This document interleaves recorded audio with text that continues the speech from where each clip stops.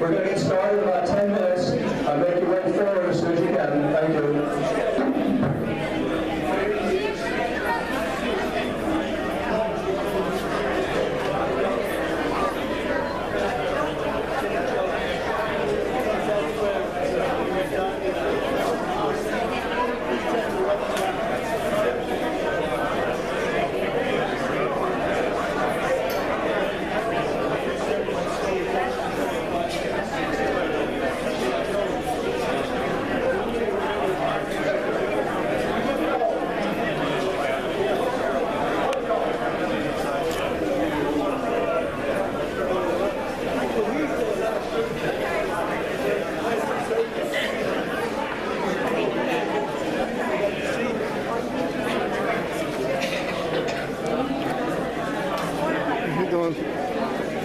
Cal. Cal, right? Jamie, okay. So you coming back? Would you sign the petition? Yeah, sure. Can you sign it now? Or are you Yeah, I'll put this on hold. Peace. Good job, Jamie. See you later.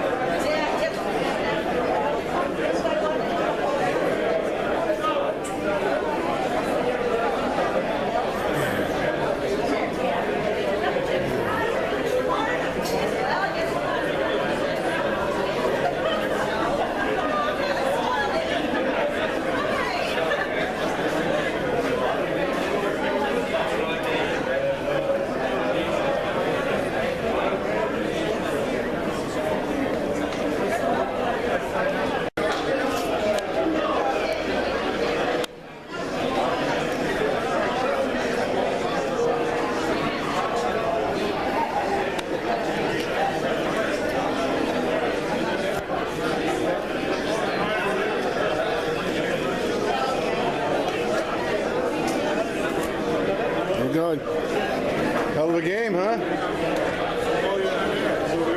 Yeah, one of the best Super Bowl games ever. Are you interested in signing Paul Mango? We're starting in 2 minutes. Please move. Please stand. Dear God, we seek your help with our affairs today. Bless this meeting with your divine intelligence and help us to make the best use of our own. We are of diverse opinion here, yet we wish to mend our differences and reach agreement satisfactory to all. Please share a little of your wisdom with us to help us do right by all concerned. Thank you for your heavenly blessing. Amen. Amen.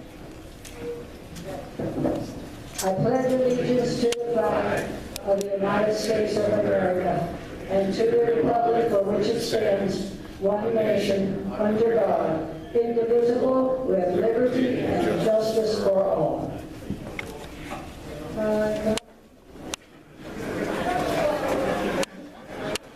Thank you, Linda. We are going to need quiet in the back, so please move forward. This is obvious, but our meetings are always videotaped. If you look to your left, just want to make you aware of that. The video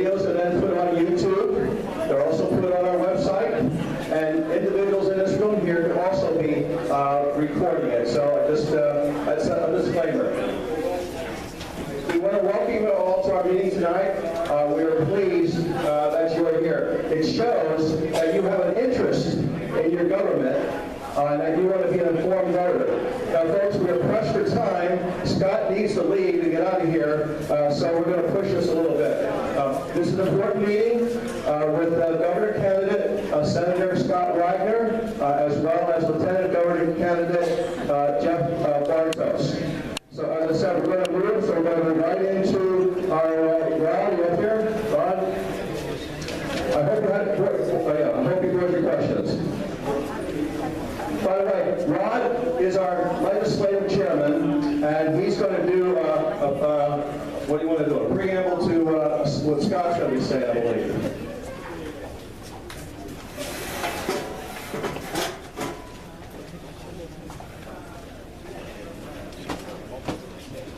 Good evening, Patriots.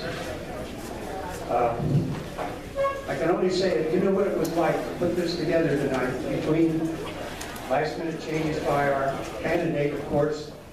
In addition to that, with the Supreme Court jockeying around the congressional districts, that we had to regroup there because we were going to have some congressional candidates here this evening signing petitions.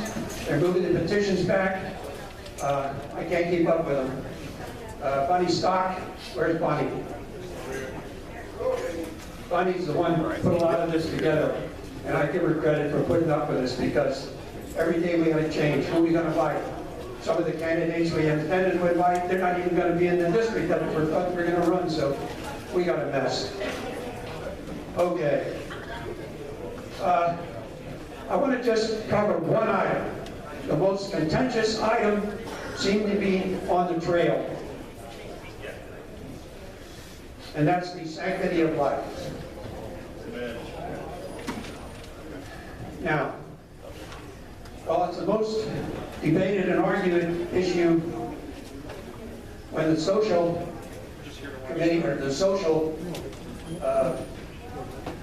constituency goes up against the economic constituency, it's a headbang. This goes back to Roe versus Wade, 1973, and from that day forward, it's been a political football. Today, somebody decided that 24 weeks is a good number, that you can have an abortion up to 24 weeks. It wasn't decided by God, it was decided by man. Now,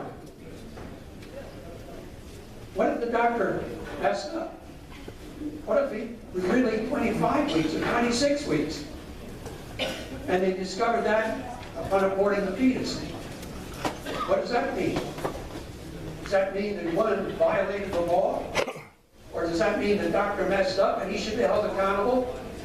Or is this 24-week arbitrary number because somebody decided that fetus feels no pain up until 24 weeks? Whatever the reason, it is what it is. It's what's in front of us. Now, 5 states are having bills put forth to change 24 to 20 weeks. It's got to be arbitrary. Somebody decided, if we can decide to go from 24 to 20, why don't we go from 20 to 0? I don't know. And if we went to 0, and then we have the morning after pill, if a woman takes the morning after pill, did she abort a fetus, which, by all God's law, the fact of the matter is, sanctity begins at conception. So, I don't know where we're going with this, folks, but I know it's a wrestling match, and it's a wrestling match that I'm not really capable of coming up with the right thing to do. But anyway, my point is that personal beliefs, whatever they might be, scripture beliefs, whatever they might be, and any kind of other personal beliefs, this situation has no political boundaries. It's just one boondoggle, and man created it. So, I keep that in mind. Now, as far as tonight goes, I just want to say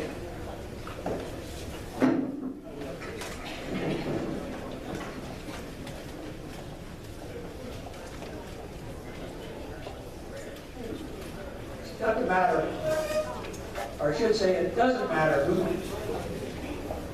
we put into that governor's seat. If the legislature do not put a bill forward regarding sanctity of life, abortion or whatever, the governor's helpless. He only signs a bill. He doesn't make law. So when you're looking at the governor as the driving force, you've got a lot of people in the legislature you need to be talking to. Excuse me, Rod. Quiet in the back, please, and drifting forward. Thank you.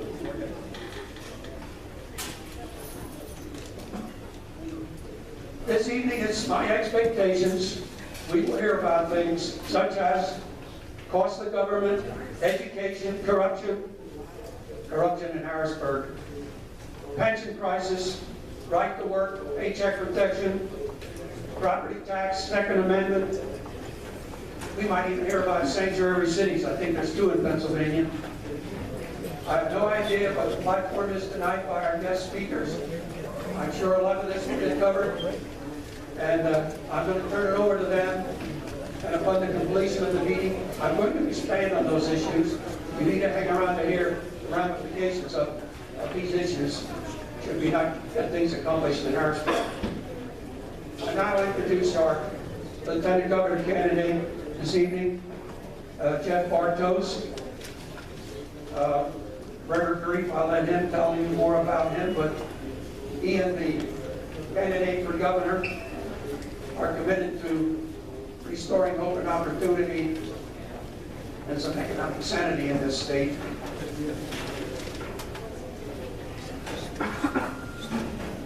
I would say Jeff is a proven business leader, community leader, born and raised in Berks County.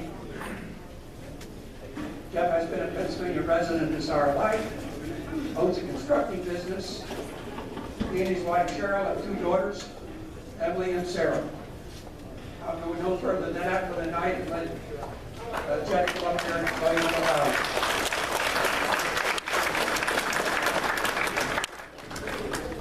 Thank you. Good evening. So first I want to thank everyone for coming out tonight. And Rod, thank you for being so flexible on the scheduling. And thank you all for letting us speak a little earlier. The life of the candidates, Scott and I are leaving right from here to go to Chester County, and we'll end the night sometime tonight around 9:30, 10 o'clock, maybe in Chester County, heading home. So, but thank you for welcoming us here. Very briefly, and then I want to talk about one issue that is really hot on the redistricting side and what that means, I think, to all of us. My name is Jeff Bartos, born and raised here in Berks County. My grandmother moved here in 1918. Passed away at the end of 2016. Our family had roots here for almost 100 years, and my grandmother passed at the age of 103 and a half at the Highlands, not too far from here. So it is always great to be back in my hometown. We filmed the launch video for our campaign right in downtown Reading, and started campaigning around the Commonwealth on the idea that our forgotten cities, our forgotten people in so many places have been left out by leaders who just turn their attention elsewhere. And Reading represented, like so many towns in Pennsylvania, a past that was so great, an industrial heart that was so great that had been left behind by leaders who, like Bob Casey and by Tom Wolfe and so many others. And so that's where I started my campaign. And Scott and I joined as a ticket in November. Really, I was inspired by Scott's leadership. I was inspired by his vision for moving Pennsylvania forward. And frankly, I was inspired by his guts.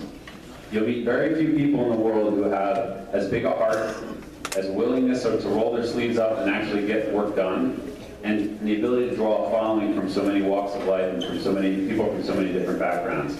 And I was drawn to his vision for restoring Pennsylvania's prosperity, and for having the guts to take on entrenched interest, and not only talking about it, but he's actually done it.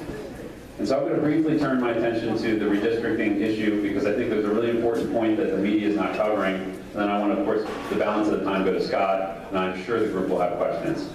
Now, the media keeps portraying this as quote-unquote fairness. They love the word fairness because it relates to everything.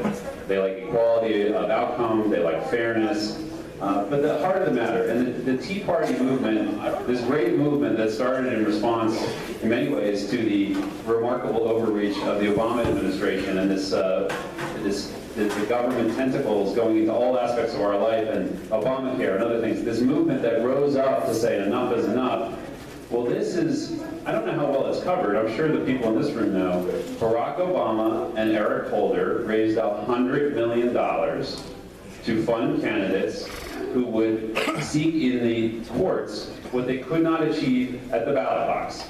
And so what we're seeing play out here in Pennsylvania is the Democrats are reaching across your vote.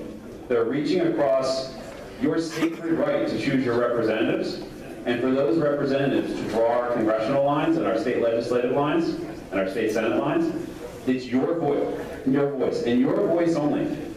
The Democrats don't like that because they continue to lose. And what they have done, they've raised all this money, they have their fancy showmen out there doing their thing. They are reaching across those lines, they're pushing you aside as the voters, as the citizens who care, and they're saying to judges, we don't trust the citizens, we don't trust the citizens' representatives. Courts, please help us, please save us.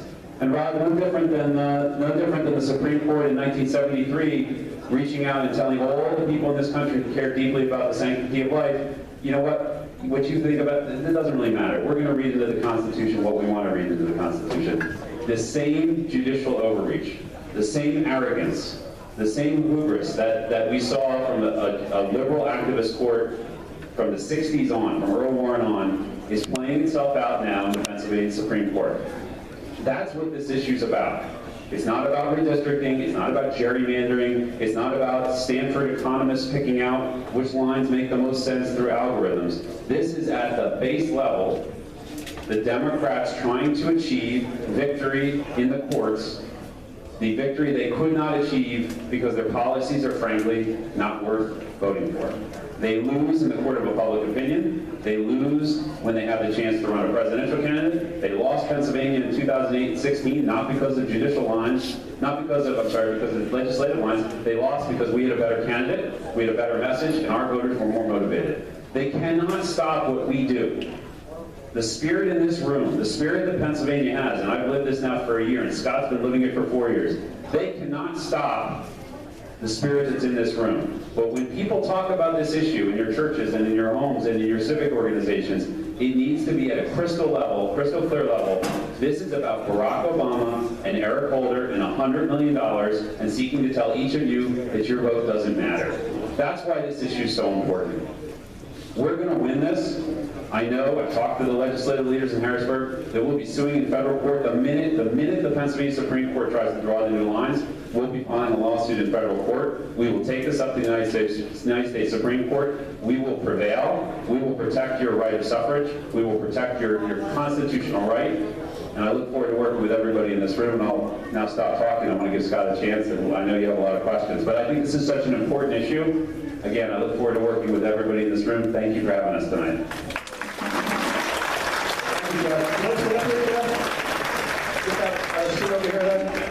Okay, great. Folks, up next to introduce Senator Scott Wagner is Barry Joswiak. Barry is my representative for the 5th District. Barry is doing a great job. Love Barry. But I do want to tell you, he grows the best apples in Berks County.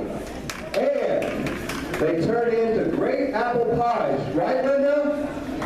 Welcome, Barry.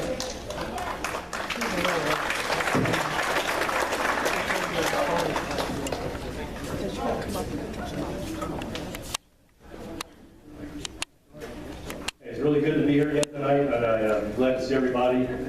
You know, I'm here today, it's really my great pleasure to stand here before you and introduce a great Pennsylvanian. I want to introduce a man whom I refer to not only as a colleague, but a very good friend. A man who is now running to be the governor of Pennsylvania. A little bit of background. Scott Wagner grew up in York, working on a family farm, where he learned the value of hard work at a young age. At 20 years old, he started his first business, 20 years old. Since then, 4 decades, he's been in business, paying 600 employees, keeping them alive and well in their families. You know, despite his success, he's disgusted and with the lack of leadership and accountability in Harrisburg.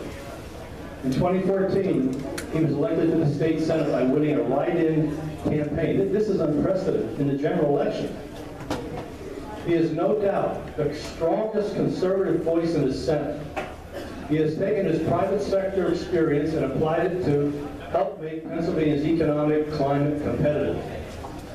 He's fought against tax increases and wasteful spending. He's a leader there. He's a very strong pro-life person protecting the unborn. And you know, this is important to all the students. He speaks loud and clear when it comes to the Second Amendment to protect our right to bear arms. He also wants to not just cut the red tape in Harrisburg, he wants to make sure that we are not hampered by the DEP and other regulatory agencies who are out of control, causing a lot of grief and expense for people and businesses who want to do things to their own properties. He is a leader in the state Senate who stands up for all the people of Pennsylvania. Here's a big one. He wants to see our property taxes eliminated. This will be the first governor to go for property tax elimination. The first one. It's time we elect a governor who will be a leader, someone who has a plan to make Pennsylvania better for everyone, someone who will fight for all of us. And I got to tell you, it is my great pleasure to introduce my friend, the next governor of Pennsylvania, Senator Scott Wagner.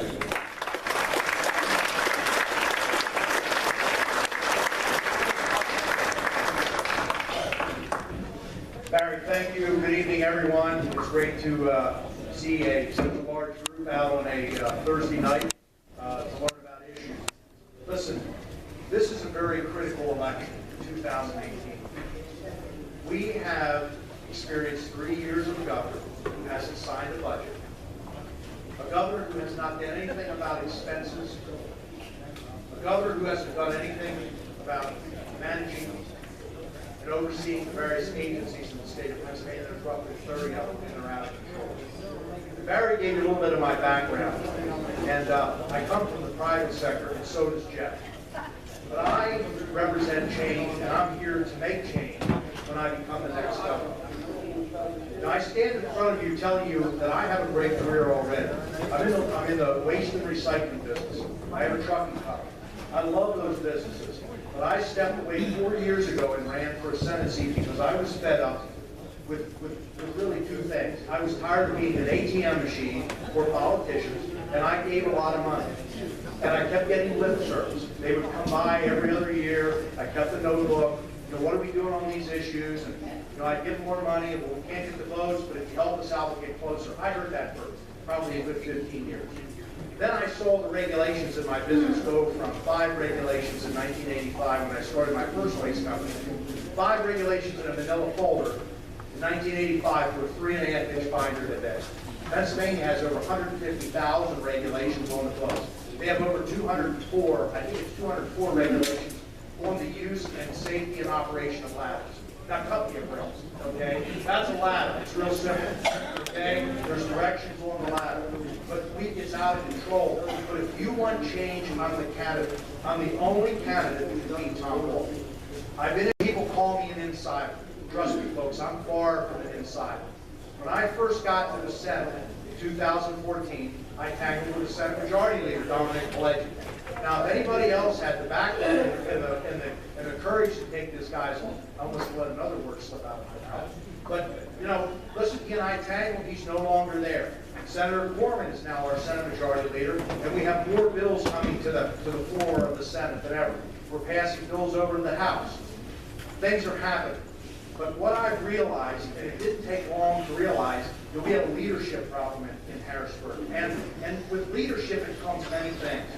People want to know why did we have Governor Corbett in office for 4 years, and we had a Republican House and a Republican-controlled Senate. Why couldn't we get things done? Well, it was real apparent as soon as I got there. Governor Corbett had no relationship with the House and Senate members. And he also had a Senate Majority Leader, Senator Pileggi, who was undermining everything he was trying to do. So now, I was optimistic when I joined the Senate 14 that Governor Corbett was going to get reelected, and it didn't work out. Governor Wolf's been in office for 3 years, and this is his 4th year. But I can tell you what we need in Harrisburg more than anything is we need a leader that can make decisions and be decisive. A leader doesn't need the job, and a leader who has the courage to take on special interest groups. That's called a leader that has cojones. That's what this is all about, okay? You need somebody in Harrisburg who's in the governor's office that has public-private sector experience. I have 40 years of private sector experience. I didn't fall off the turnip truck yesterday. I've been in the Senate for 4 years. I see how the place operates. It is dysfunctional. We don't have a revenue problem, folks. We have a spending and mismanagement problem, okay? There are agency after agency is out of control. Maybe some of you that are in the farming business have had experiences with DEP. DEP is out of control.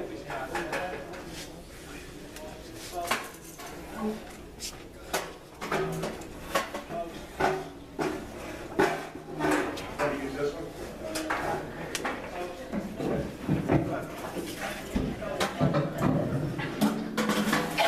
I'm sorry to keep repeating ourselves, folks, but have some courtesy. We ask people to be quiet so our speakers can hear. I can hear the rumbling all the way in front here. I appreciate people coming. Gosh, almighty. Have some respect. Thank you.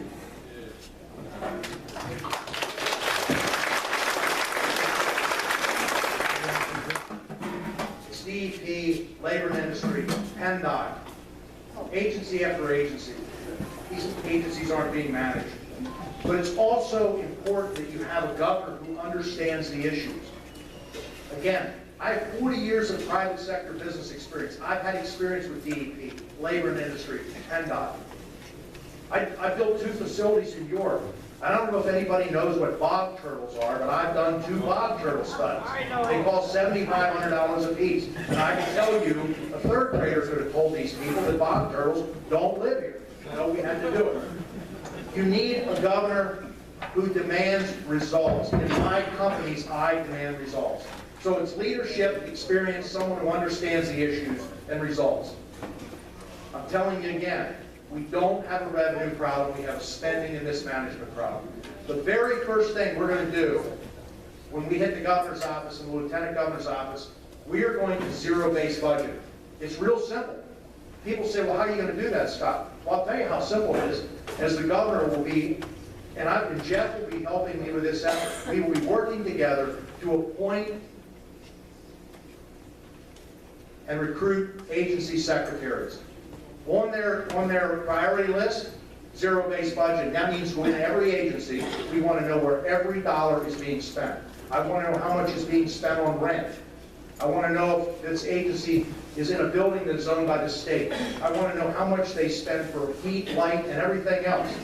I own warehouses in the New York market. Every time we lease warehousing space to a tenant, they want to know what the monthly expenses are in their common area maintenance. We have triple net leases. That's what I want to know in government. How much are we spending? If we do zero-based budgeting, it will have, I believe, it will yield somewhere between $1.5 and $4 billion the first year. We've got a skilled labor crisis in Pennsylvania. One of my priorities is going to be education.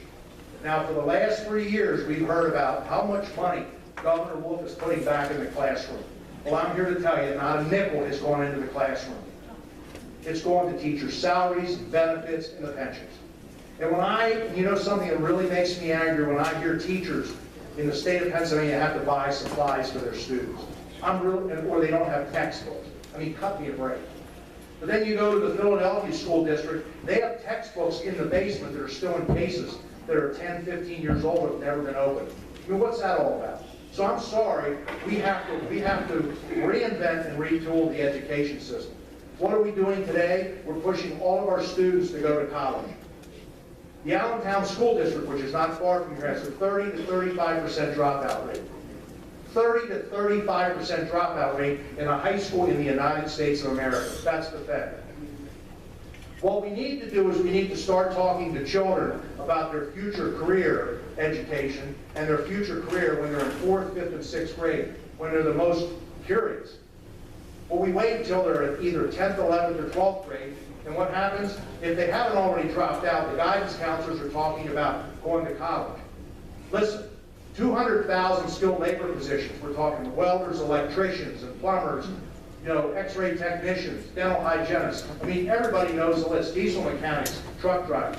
Heck, at our company over in York last summer, or last year actually, I almost said last summer, Last year, we had billboards up all summer because we can't find drivers and mechanics. We're paying signing bonuses. If we were able to fill those 200,000 skilled labor positions at $50,000 minimum, and some of these positions pay over $100,000 a year, just at 50,000 times 200,000 is $10 billion in additional payroll in the state of Pennsylvania. And guess what? The state's going to probably get a little over $300 million in taxes. That's called recurring revenue. So you'll never hear me say that I'm going to go to the state government and I'm going to cut this and cut that. No, we're going to go to the state government and we're going to manage things. And we're going to manage and we're going to measure. And when we measure and we find certain things out, then we're going to make business decisions. It's real simple. So really, there's three things on my radar screen: zero-based budgeting, getting our agencies under control, retooling and reinventing the education system. And also, by the way, when we're in the schools, we're going to start talking about drugs at an earlier age.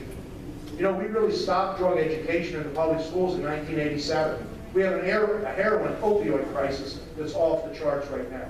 And you know what? As an employer, I saw the opioid crisis back in the early 2000s. Oxycodone was invented or developed in the mid-90s.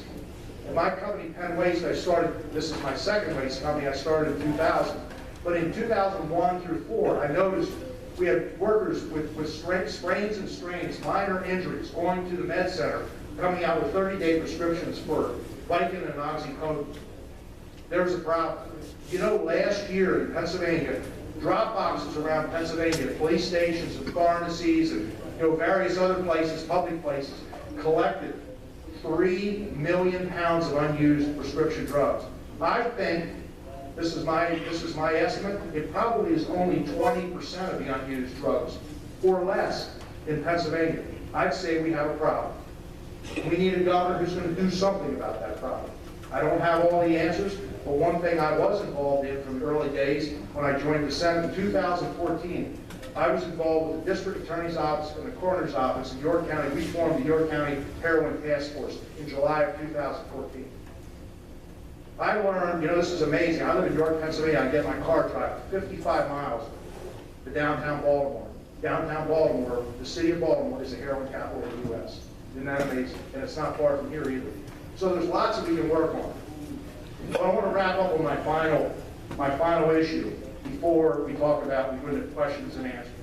Rod, my right ear has grown back over the last year. It was chewed off, completely chewed off because I heard so much about property taxes. I've completely lost my hearing. If you want your property taxes eliminated, and you want the best shot of getting it done, get me into the governor's office. Otherwise, kiss the effort goodbye. It will never happen. Because we're going to go to zero-based budgeting, we're going to do some things in the schools, we're going to find the money to eliminate the school taxes. Yeah, it is a tragedy that people that are in their 80s and 90s are losing their homes or can't afford their homes because of their school property taxes. We've got to do something about it. If you want it done, I will give you 400% effort to get it done. And I think I know how to get it done. The framework of Senate Bill 76 is there, but we also have to go in and we have to get control of our checkbook by zero-based budgeting.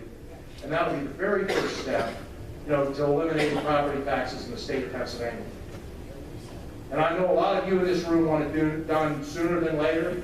Well, I can tell you, if you want a shot at getting it done, I'm going to throw it out there again. If you want any shot at getting it done, you get Jeff Bartos and I to the governor or lieutenant governor's office.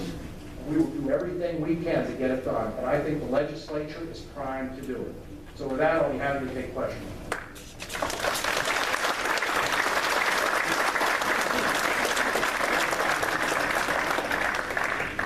Okay, folks, we have a decent amount of time for questions and answers, which is good. I just want to let you know, we'd like you to ask your question. We don't care if you frame it, but we don't have time for 4 speeches, and I would encourage you to limit your time to the question and the framing of it. In fact, I'd like to say the same thing to our guests to try to avoid any filibustering to get the maximum amount of information out there. You heard my topics before we ever started. I didn't bait the hook, but I'm just letting you know what we think are important. It's your turn to tell us what you think are important. Go ahead, take the first one. Hi, this is for Scott.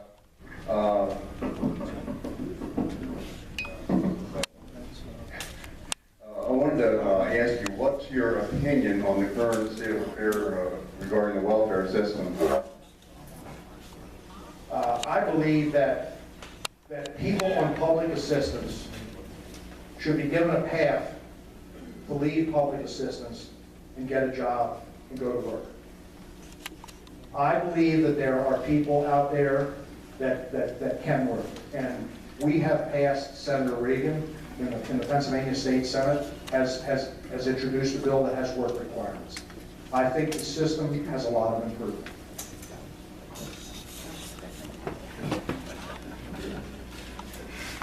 Hi, Jane Taylor Toll, Citizens for Liberty. Good to see you again, Jeff. My question is, just two very short questions. One is, are you or your staff going to call Paul Mango and his staff to reschedule a debate that was canceled at the Lancaster Bible College?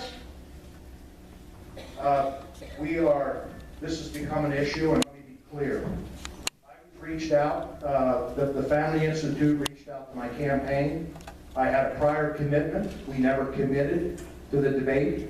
And quite frankly, a 4-day Valentine's trip with my wife is more important than that debate. So with that, at a later time, we'll make a determination. But the Mango campaign, Paul Mango came out today and said I should man up. Well, you know what? I will tell you that 4 days with my wife, Tracy, is more important than anything I do, because she is the person standing behind me and supporting me the whole way through this path that I'm on. And Jeff's wife and children are just as important.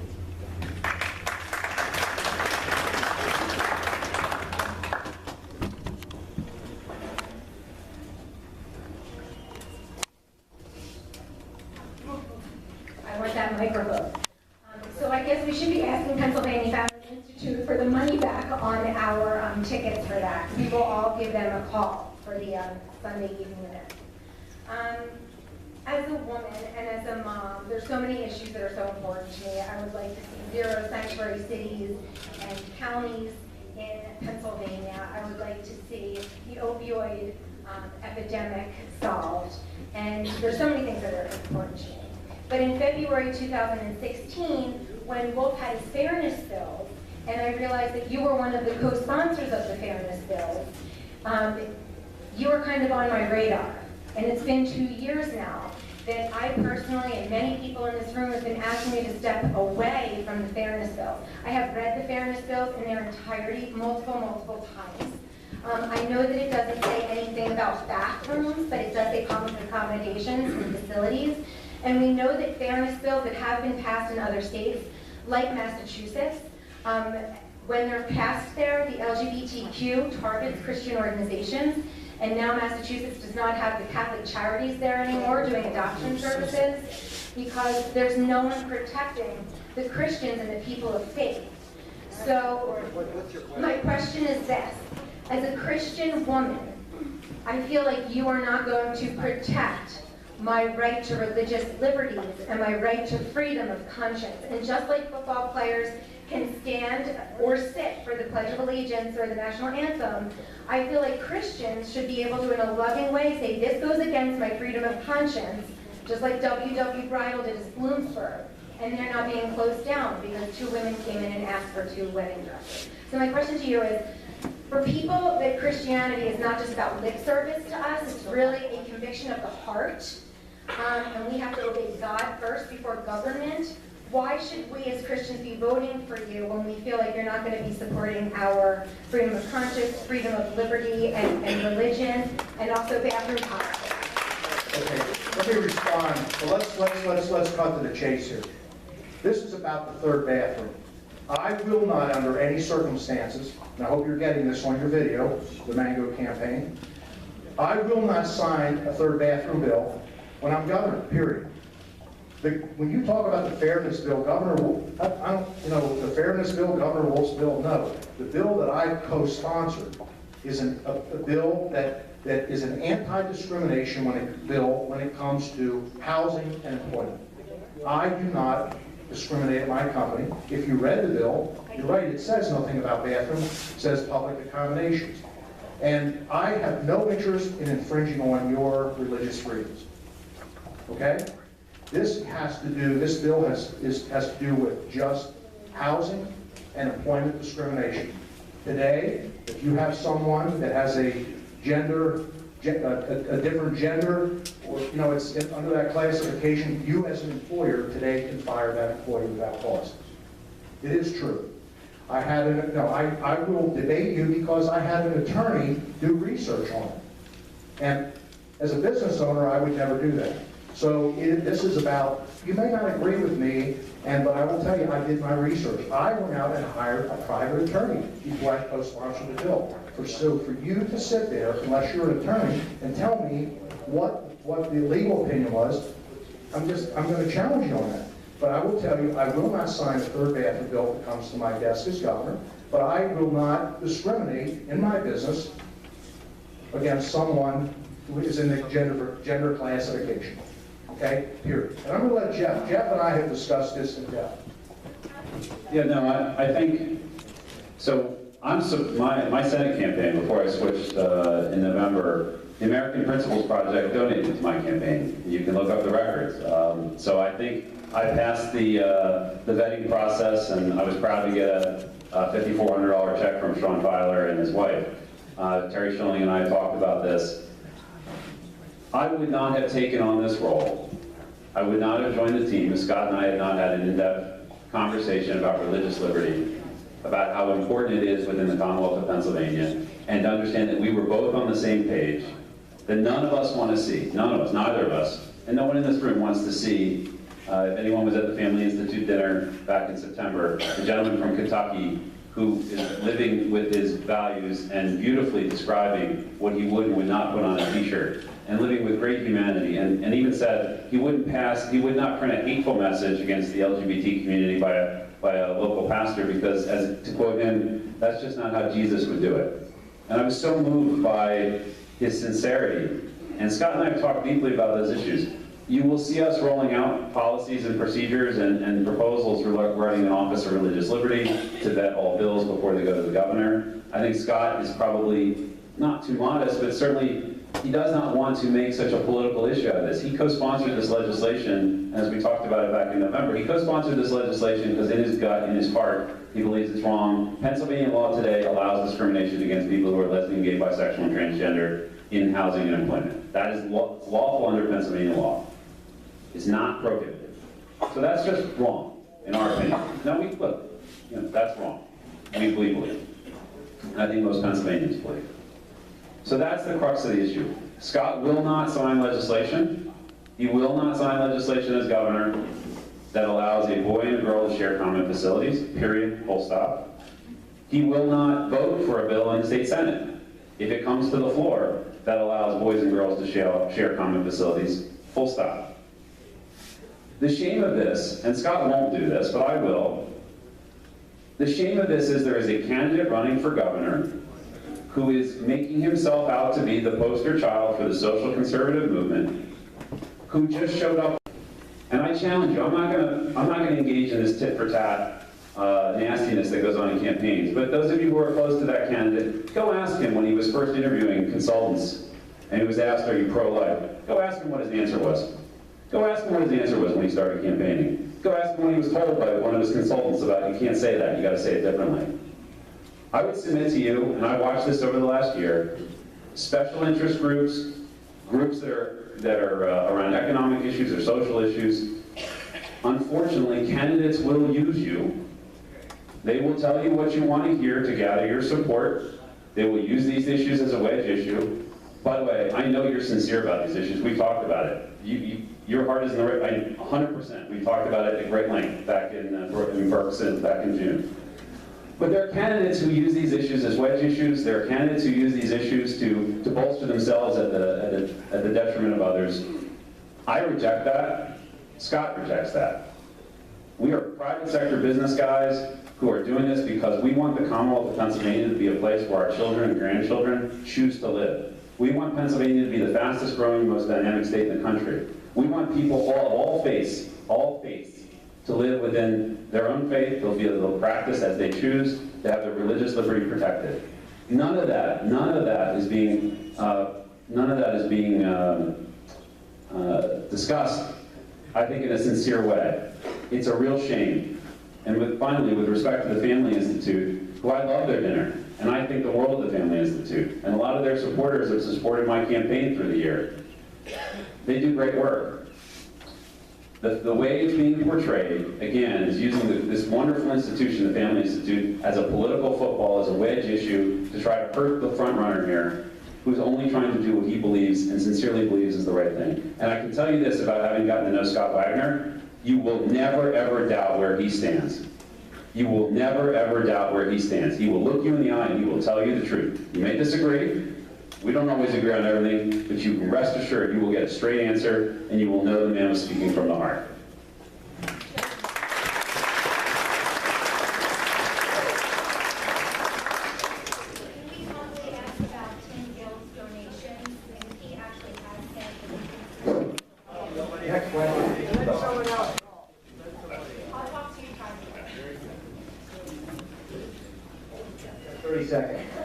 Hi, I'm Megan from 69 News. 1, I like the orange tie, that's a keeper. 2, wondering if you read the letter that Mr. Speaker and Mr. President of the Senate sent to the governor in response to his rejection of the congressional mapping plan, and specifically its references to Reading. I have not seen the letter. I will be back in Harrisburg.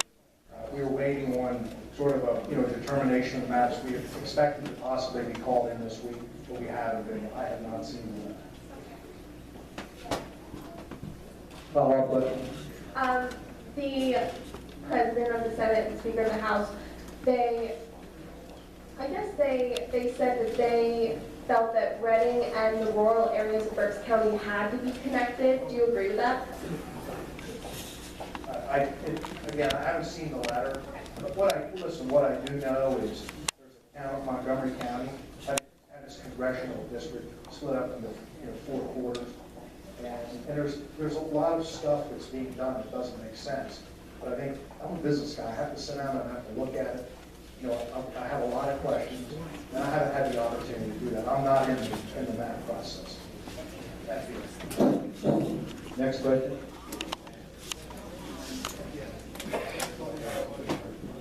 My question, I was a township supervisor for 18 years. I had to deal with DEP, which is the most artistic organization I've ever had to deal with. Now, you say that you would want to curtail the power of that organization because at the moment they have judicial, legislative, and executive power. How would you do that? You're referring to DEP. Okay.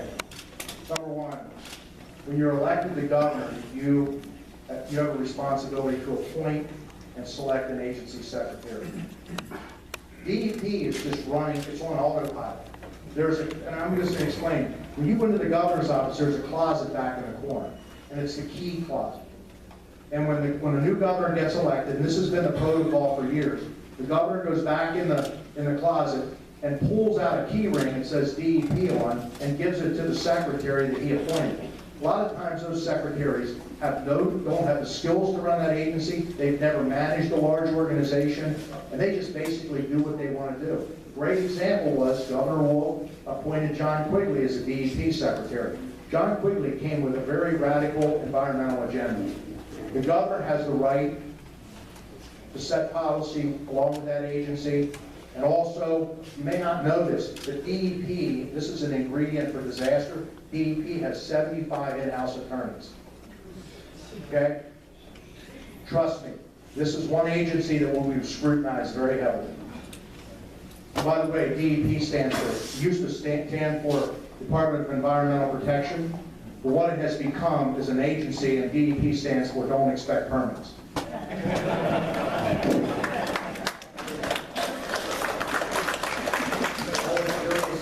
What their opinions are towards Common Core and security in the schools. Well, let's step back. I talked about retooling and reinventing the school system because the school system right now is not turning out students meeting the needs of today's economy. There's far too much testing going on. And I can tell you, if you have 30 kids in a classroom, you have 30 different minds, they process things differently, and quite frankly, if you probably tested, if I took a 10th or 11th grade test, I'd probably fail the test because I process differently. I'm a visual guy. I think there's way too much testing. I think there are way too many mandates in the school system right now. The superintendents that I've met with over the last 2 years in my own county have given me over 35 mandates that they said if you could eliminate half of these mandates, you'd turn out you'd be Superman. So the education system needs to be retooled and reinvented so it meets the needs of today's economy. But there's far too much testing and far too many mandates in the schools, and this is costing us a lot of money. At the end of the day, mandates drive up school taxes. On the security, listen, what happened in Florida yesterday was a tragedy. I mean, it's just incredible that this goes on in this country. I believe, unfortunately, that all schools, the front door has to be locked, visitors have to be screened when they come in, and it's happening in office buildings, it's happening in the private sector. At my own company, you have access to the vestibule area. Beyond that, you don't get into our company at all unless you have a pass card or you're invited in and we know who you are. Yeah, I think we're going to have to beef up security in our schools. We have a right to send our children to schools, and they have a right. We want to send parents, especially mothers and fathers, they want to send their children to school every day, know they're safe, and those children come home every day. So security is a very huge issue. Yes, my question, Mr. Wagner, involves the issue of non-constitutional court rulings versus the constitutional authority of the governor. We know that Presidents Jefferson, Lincoln, and also Madison followed the Constitution, ignored Supreme Court rulings that were unconstitutional and detrimental. Will you take your oath of office seriously enough to, knowing that Roe versus Wade and Obargo are not law of the land but are mere unconstitutional opinions, will you take your oath of office seriously enough to enforce state laws against abortion and against sodomy in this country, or will you let the wimpy court rulings be your excuse to not take care of the unborn and sodomy? That was a big question. Listen, the bottom line is that I have a different agenda. I have a different agenda when I become governor. Pennsylvania is bankrupt. It's bankrupt. The ship is ready to go down, and we're all going to drown. I'm not interested in changing laws that are important to many of you in this room. I'm more interested. Excuse me? That's because you do not care about the unborn. No, absolutely. I'm pro-life. I am pro-life. We're going to have the clock back there is 7:13. We'll take one more question and we'll head to Chester County. Yes, sir. Yeah, I want to talk about welfare and property tax and stuff. Oh, I'm sorry. To the new governor I'm talking to. Thank God. Okay. I know this guy who knows this lady has 8 kids from 8 different men. She drives a Cadillac Escalade. She gets $92,000 a year. And my granddaughter's mother has 4 kids from 4 different men, and she gets carte blanche. And I'm retired. I'm going to be 69 years old. She gets more money.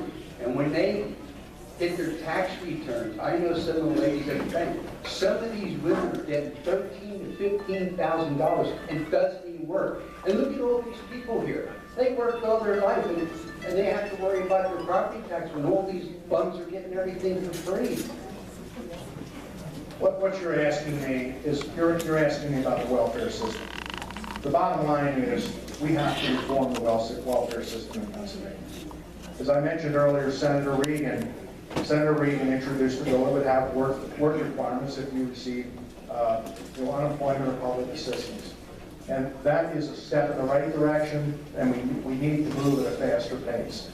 I hear there are many issues here. What you're telling me is, I hear this all the time, but we've got to do something, and welfare reform is needed in the state of Pennsylvania.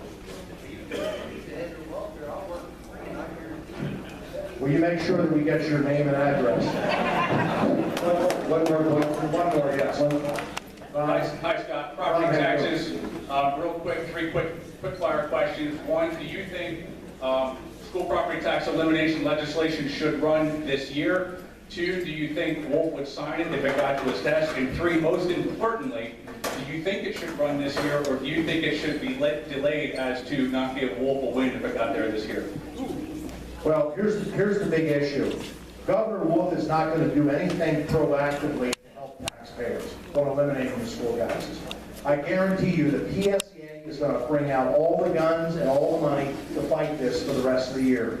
So honestly, this is going to be a very difficult bill or initiative to get done with Governor Wolf in office. The PSEA, School Board Association, Superintendent, we will see special interest groups come out of the woodwork. Ron, I don't know if you knew this or not, but the PSEA actually fought hard against liquor reform. So you're going to see other state unions fighting tax reform or tax elimination also. Listen, we have Senate Bill 76 in place. There's a lot of debate on it, but I can tell you right now, you have to have a leader at the top who is driving that issue, and we don't have that. How would you do that then if you were governor? How would you do that? Because the union, Wolf might go away, but the unions are still going to be there. Well, here's the reality.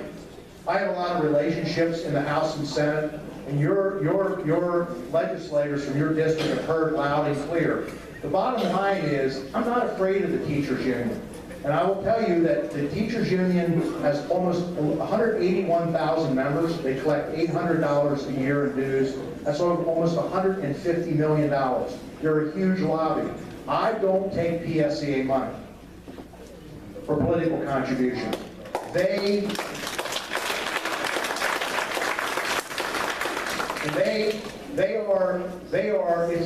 PSEA is all about the union bosses keeping the power. There are a lot of teachers. I can tell you, probably 50% of the teachers that teach would like to see their property taxes eliminated.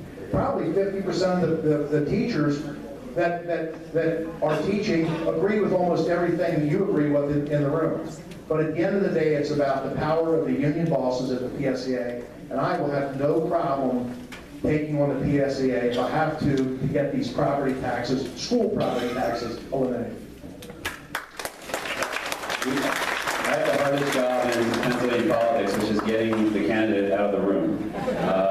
Because sincerely, Scott and I have been in rooms where we've talked for 2 hours. I know Jamie and some fine folks here had me at their home. I think we talked for almost 2 hours. So we really do have to go. There is a room full of people in Chester County that are waiting for us, and we do not want to be overly rude. We were supposed to be there by 8:15 at the latest. So we really do have to go. Just want to thank everybody for your time. Both of us.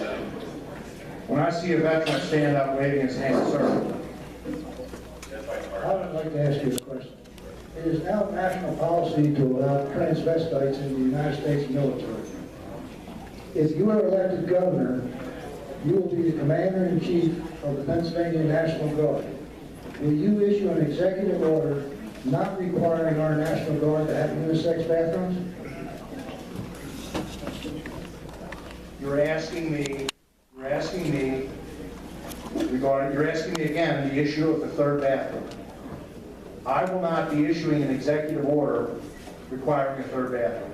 And I won't sign a bill if it requires a third bathroom if the bill comes across my desk as governor. We really have to go. We have to go. Thank you. Thank you.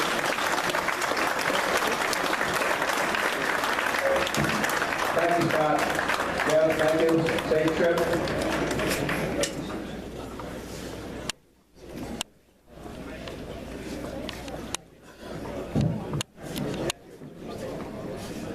Sorry, Scott has to run. We got to get to his next appointment. I hope we did get a few extra questions. We did get a few extra minutes from Scott, so we certainly appreciate that. I have 2 items.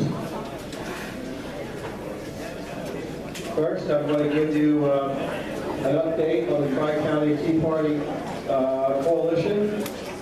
I gave you an update last month.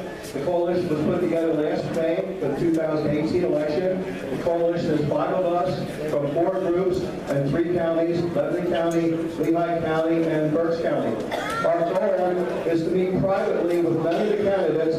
Quiet, please. Quiet.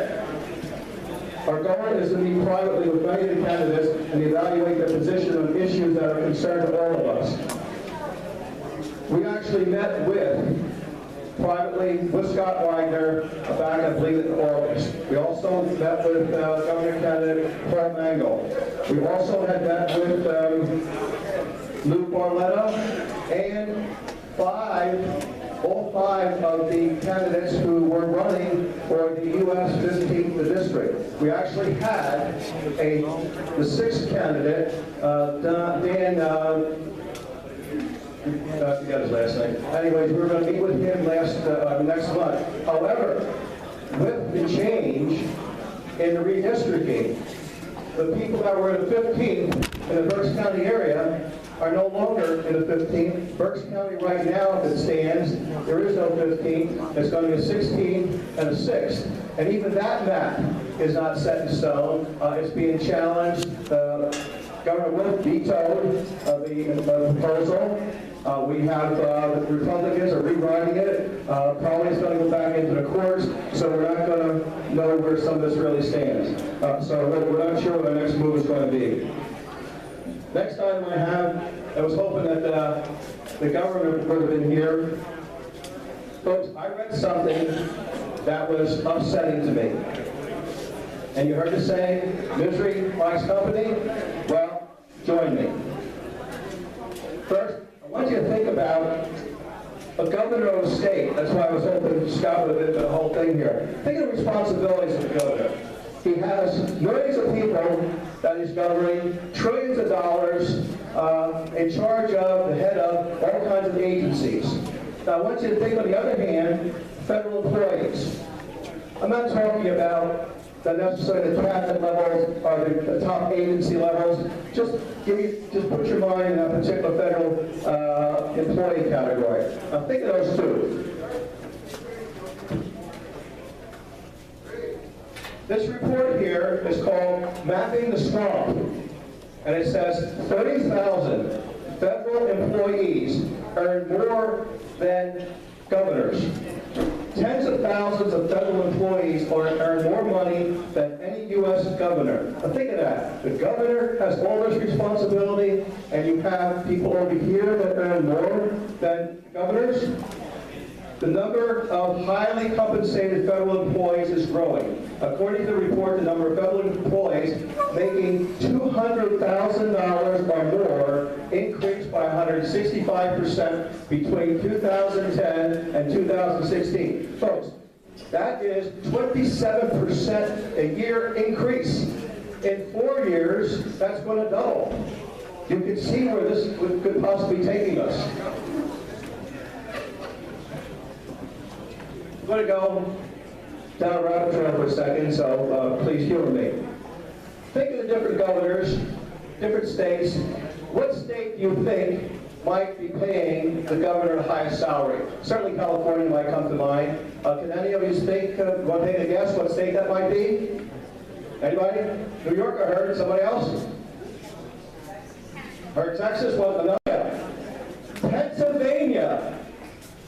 Scott Wagner, Pennsylvania, pays the governor the highest amount of money, $190,823. Now bear that in mind. Here we are, Pennsylvania, paying the highest salary to our governor. Now let me read you this. Pennsylvania on 7 economic issues, and I want to read them. Unemployment rates, gross domestic product per capita, average weekly wages, recent growth rates for non-farm payroll jobs, GDP, house prices, and wages. Those 7 categories, you can understand how important they are. Pennsylvania ranks 36. 36. Highest paid governor, 36. Bottom third. Now, Ron was up here. He would tell you that the categories of Pennsylvania is 49 to 50. Right, Ron? Well, anyways, I just hope that whoever is elected governor, if it happens to be Scott Wagner, with that salary he's getting and the problems we have, I certainly hope that we get our money's worth. Okay, off that rabbit trail, continue with this report. A total of 406,000 federal employees make six-figure incomes in 2016. That's roughly 1 in 5 federal employees. Think about the minimum wage, folks. $7, $9, $11, $15, that's what you hear? Well, basically, in the federal government, unofficially, the minimum wage is over $100,000. Can you imagine that? Let me just read you this. There appears to be a new minimum wage for federal employees. At 78 departments and independent agencies, the average employee makes $100,000 or more. My gosh, no wonder we have the problems that we have.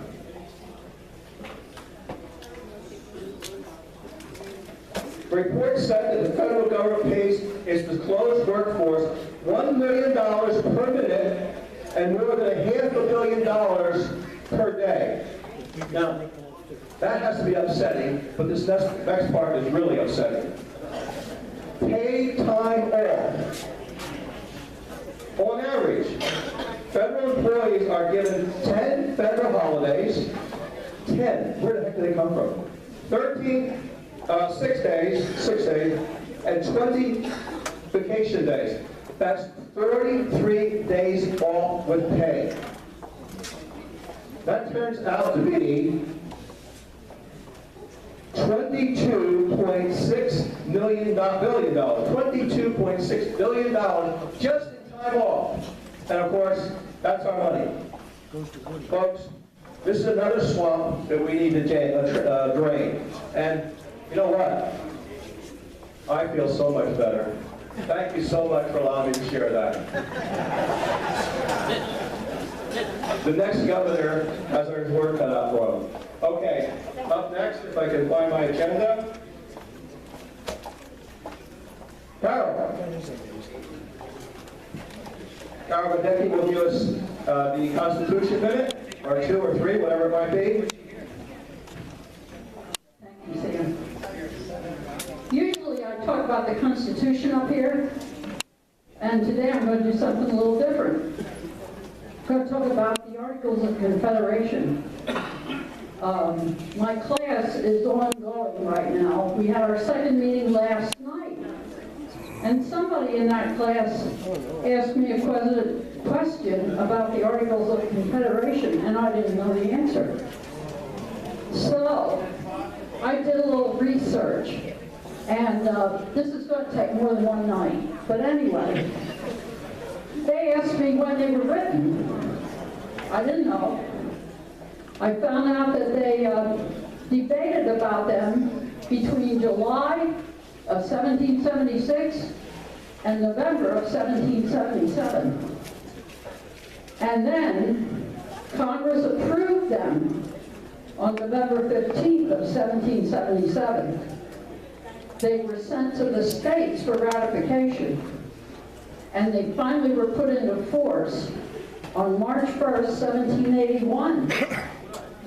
So from 1776, when we signed the Declaration, to March of 1781, we really didn't have a written government.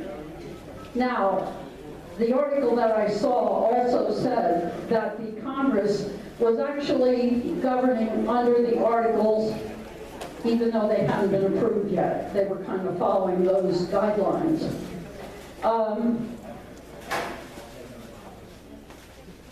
The Congress, which we call the Continental Congress, under the Articles was supposed to be called the Congress of the Confederation. But the people never caught on to that, and they continued to call them the Continental Congress, which is really not important. There are 13 articles in the Articles of Confederation. And I decided that next month I'm going to tell you what those 13 are. Okay, that's it for tonight. Thank you, Carol. Carol, why don't you consider for one of your nights here, the 14th Amendment. Talk about that, considering all the Supreme Court decisions that have been based on that amendment, and there's some people that think that that wasn't properly ratified, and maybe those decisions should have been made. Give us some thought. I know you need more than 1 or 2 minutes, okay? Thank you again, Carol. Up next is Ray. Ray, you here? Ray? Coming? Okay. Ray will be talking about the monthly program that him and Larry have as far as sending letters out to different legislators pertaining to certain bills that they're working on for that particular month. And on deck, do we have Eldon? Yes, we do. Great, thank you, Eldon.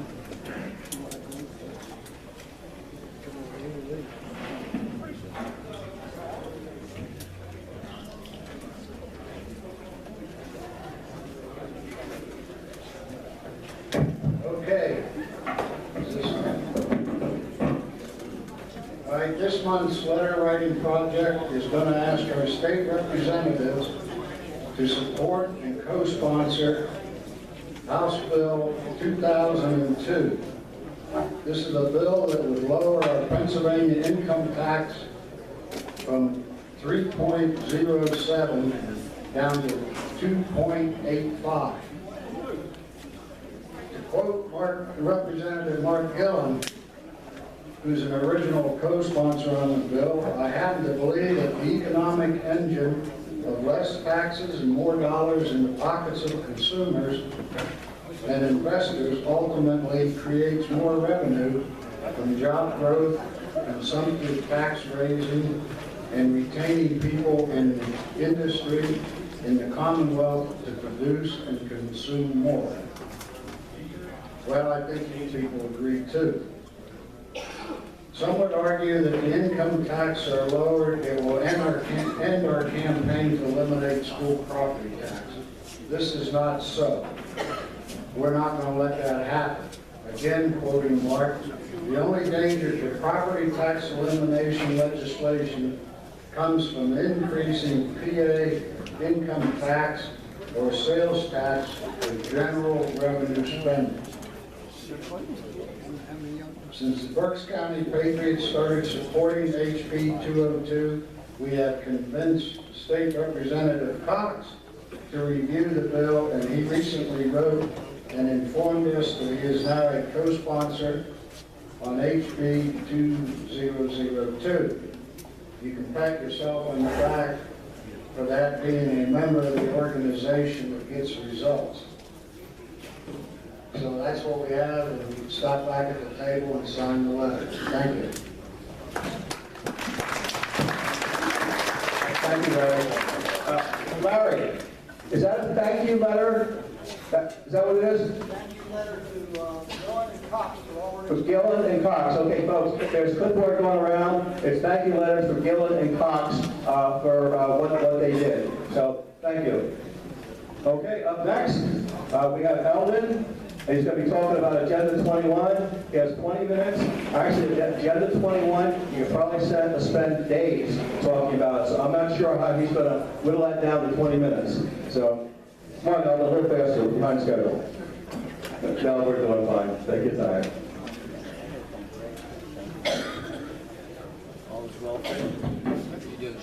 At my age, that's all I can do is take my time.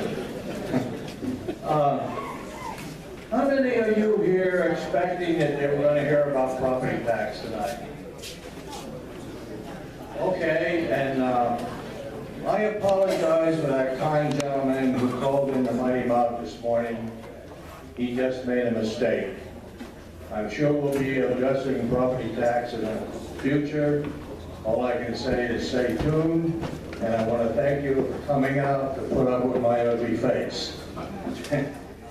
Anyhow, except for that kind gentleman, tonight's presentation has been advertised as a discussion of Agenda 21.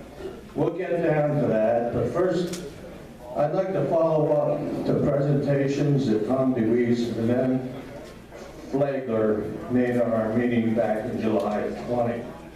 The Patriots decided they wanted to do a two-part series on smart meters, and research has shown that smart meters do two things.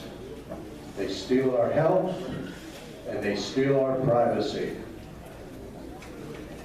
The first part on health ramifications was addressed last month, not as adequately as intended, and mostly because of audience participation, for those of you who are here may remember. I feel that was really super, and I thank you for participating, but we also had time limitations. Since last month, the results of a 2-year, $25 million tax-paid study on the effects of radiation of the type generated by smart meters was released by the National Toxicology Program. You remember we discussed that it was preliminarily reported that there was shown some DNA modification, reduction in sperm count, and increased incidence of brain and heart cancer. It should be gratifying to know that your government spent about 8 cents for each of you to determine how they were killing you. Now you know how much you're worth in their eyes. Or maybe it could be that Congress is embarrassed because they give $3.4 billion of our tax money, that's $100 for each of us, to private companies to install smart meters. Then, after the money was distributed, they studied the possibility of health problems, and that's where they spent that $25 million. Now that's kind of after the fact, because by that time most of the money's been distributed. Now, that may have embarrassed them, but I'm not sure that $3.4 billion is enough to embarrass our legislators down in Washington. Of that money, PICO received a piddling $200 million. Enough about, let's get back to privacy issues. One of the issues associated with the use of smart meters, we already noted that Congress donated $3.4 billion to private utility companies. That was not enough for them, especially the ones that do business in Pennsylvania. The PUC then authorized an additional monthly smart meter charge to be assessed to every customer, whether or not you have a smart meter.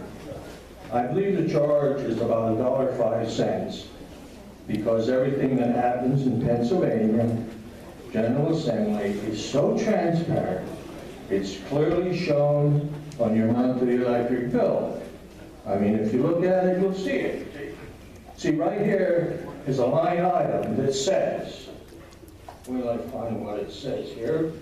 I like to speak right from it, but I'm trying to stay on script. It says, default service support charge, $3.31. I know you all know what that means, right? Well, I didn't check what the rest of the charge was, but that $1.05 is for your smart meter that you don't have. And the really neat thing about it is, when the smart meter is paid off, that charge is permanent. You pay for the rest of your time that you use power. How did we get in this mess?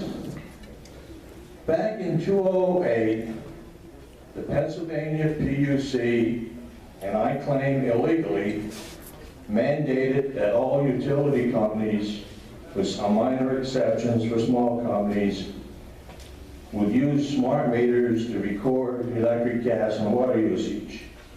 I say illegally because in 2008, the Pennsylvania General Assembly passed a law authorizing the use of digital smart meters.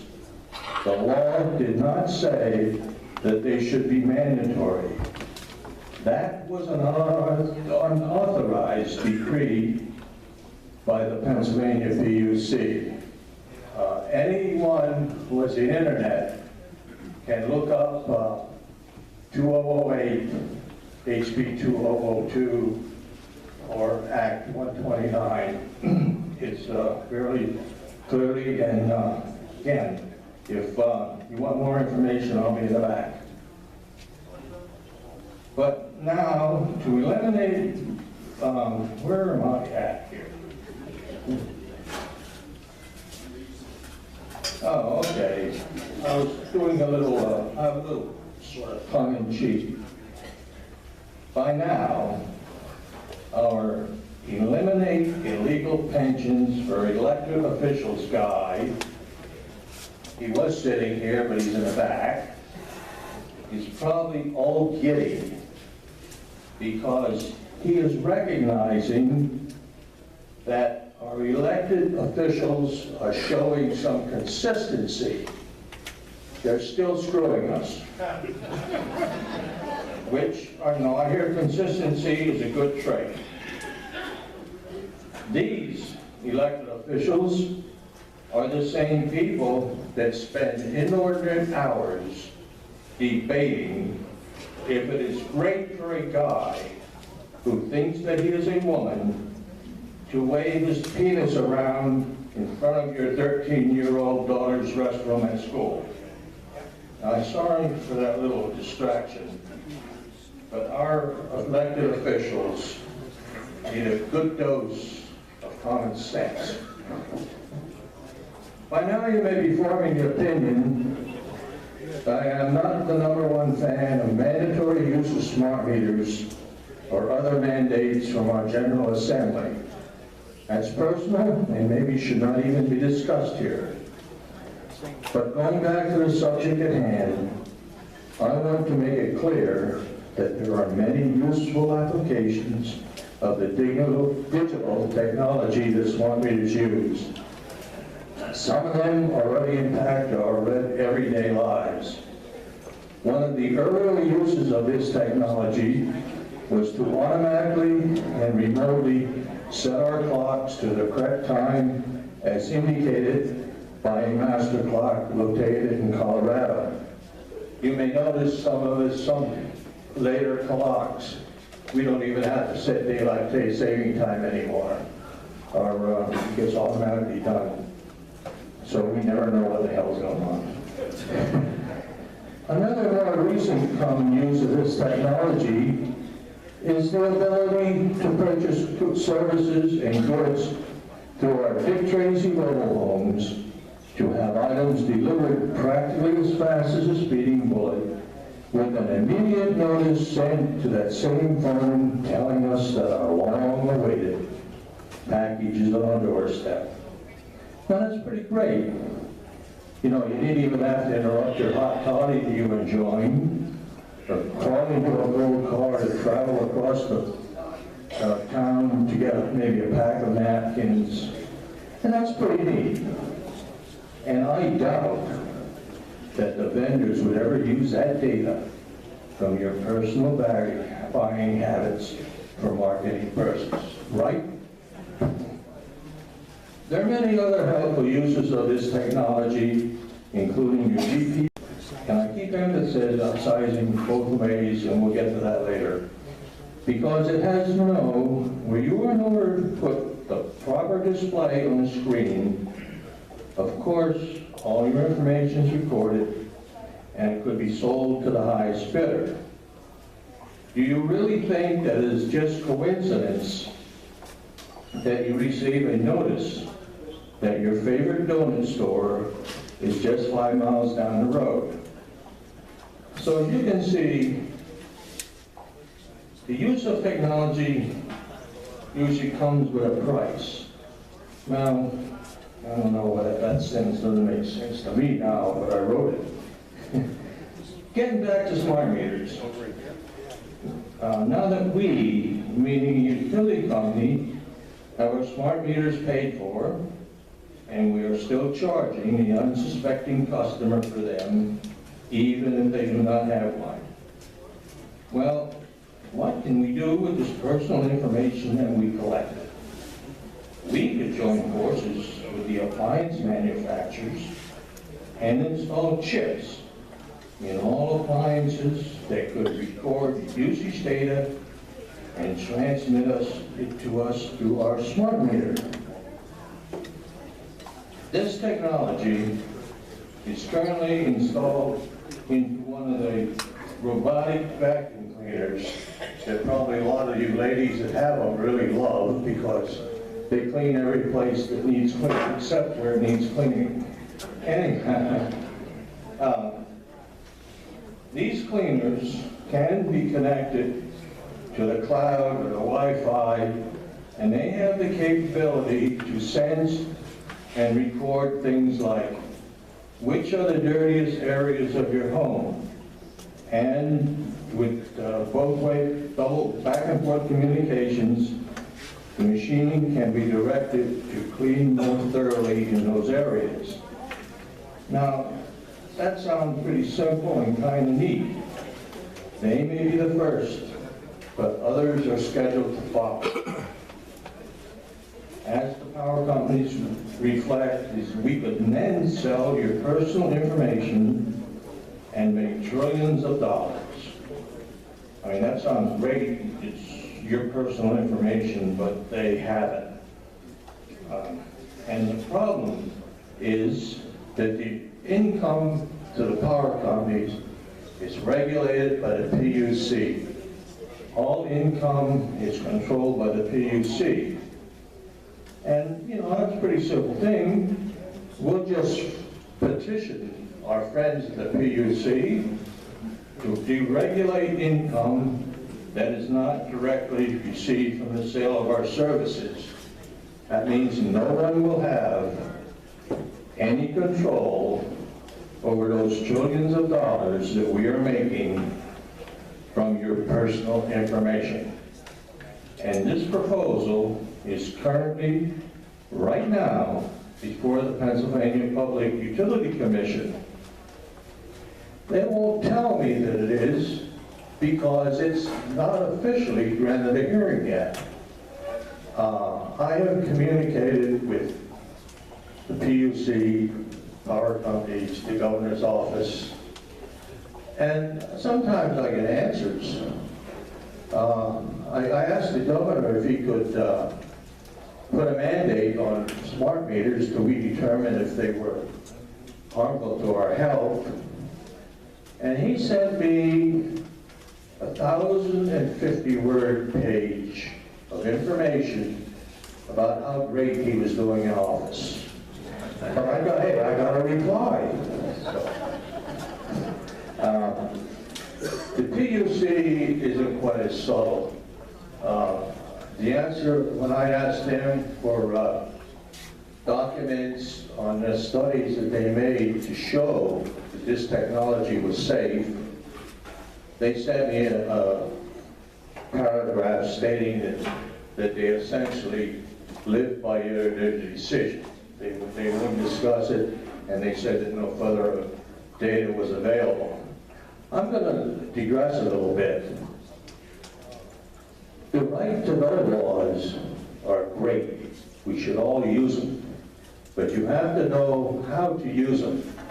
If you just ask a bunch of stuff, you probably won't get it. You have to be very specific and ask for documents, data, something specific that a clerk can go into a file and pull out and get to you.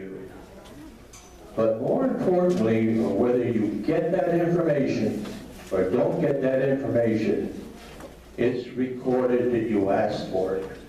And enough people beat on them, somebody's going to take notice.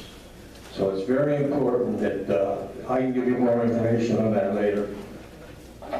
Well, where the heck was I here now?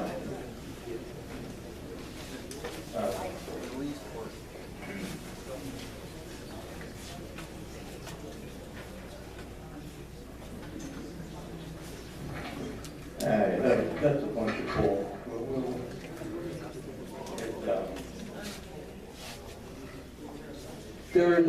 various regulations and so forth going on by our PUC, they have no real oversight.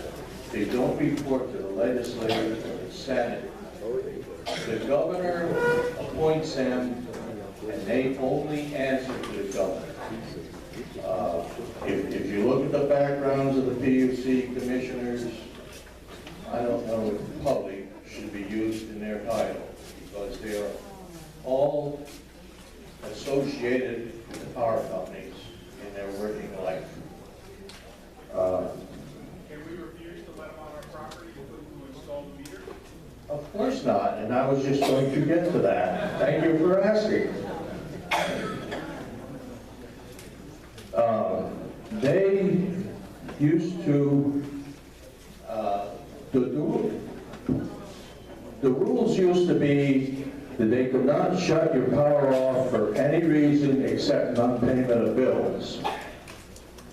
The PUC, I mean their buddies at the PUC, changed the rules around, and there's a whole list of reasons why they can now shut your power off. And one of them is if you do not allow them to install smart meters. It's all black and white. If you want help to get that information, you know, see me in the back, and we'll see what we can do. This stuff is a little negative. You're probably sitting there thinking and lumping me into the doomsday people and the flat earth people and the moon landings that never happened in other groups. But I guarantee you what I'm talking about is globalization or sustainable development goals that are real and well documented. Now, you're probably thinking that this presentation was advertised to be about UN Agenda 21. Well, that is what I have been talking about all this time. Because they cannot control you if they don't have control over you. And smart meters are their control mechanism.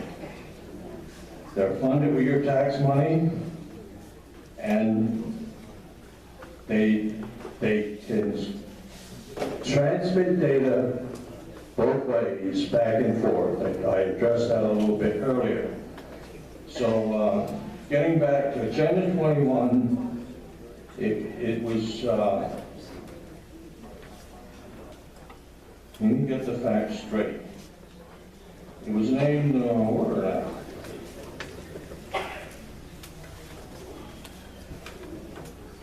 I'm trying to get the dates. 3 minutes. I got 10 to go. Okay, here it is.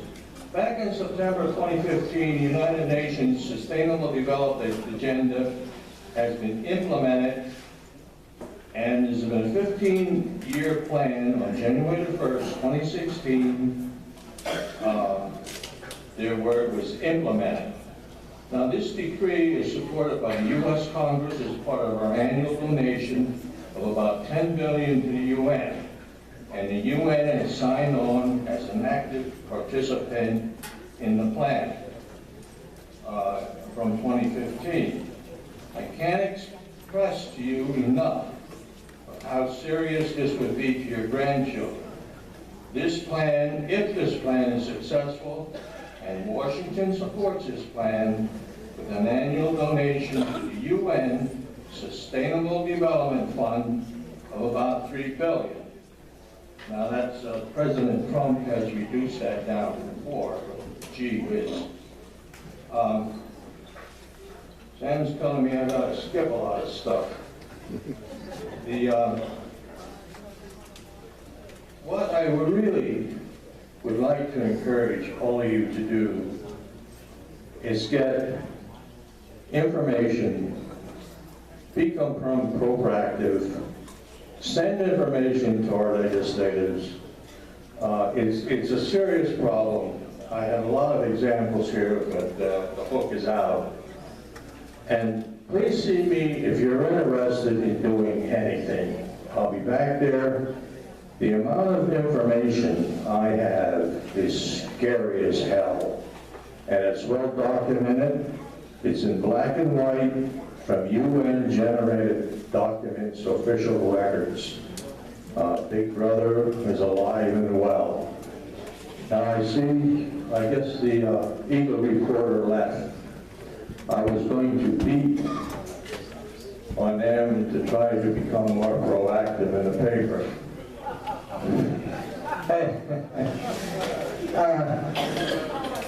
I talked to them, and some of them talked pretty reasonable. But, you know, it's hard. They have a real tough life in there. So, all right, Sam, I'll let it go. But again, I thank you for your time.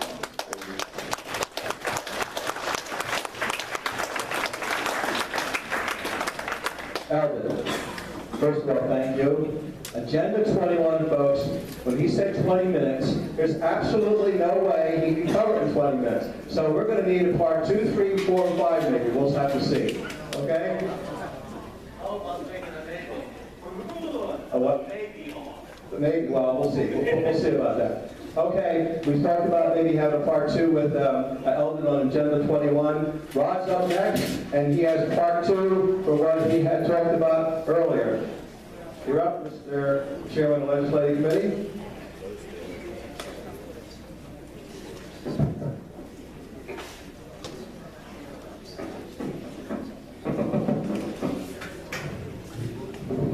The agenda put time on the end of the program, often affectionately called the filler minutes.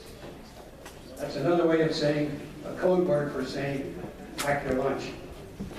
Anyway, folks, I want you to hear what I say tonight, and I want you to absorb it. I'm going to show you how bad the situation is in Harrisburg, and even in the federal level, and people just take it for granted that things will get fixed. Categorically, starting with item 1.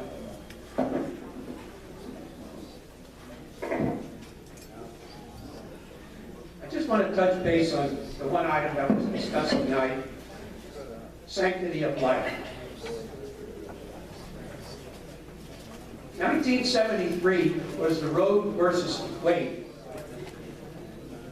And working from the Supreme Court, when they ruled that pro-life lawmakers can pass a Life at Conception Act and end abortion using the Constitution instead of amending it. The Supreme Court handed down is now the infamous Roe versus Wade. It did so based on a new, previously undefined right of privacy. Life at Conception Act, which is being proposed, would guarantee that the fetus' right to life and would then be guaranteed specifically by the 14th Amendment. The fact is that the protection by the 14th Amendment could not be clearer, saying, nor shall any state deprive any person of life, liberty, or property without due process of law, nor deny to any persons within its jurisdiction the equal protection of life. If we understand that life begins at conception, the 14th Amendment applies to a fetus, an unborn child, or anything in the womb.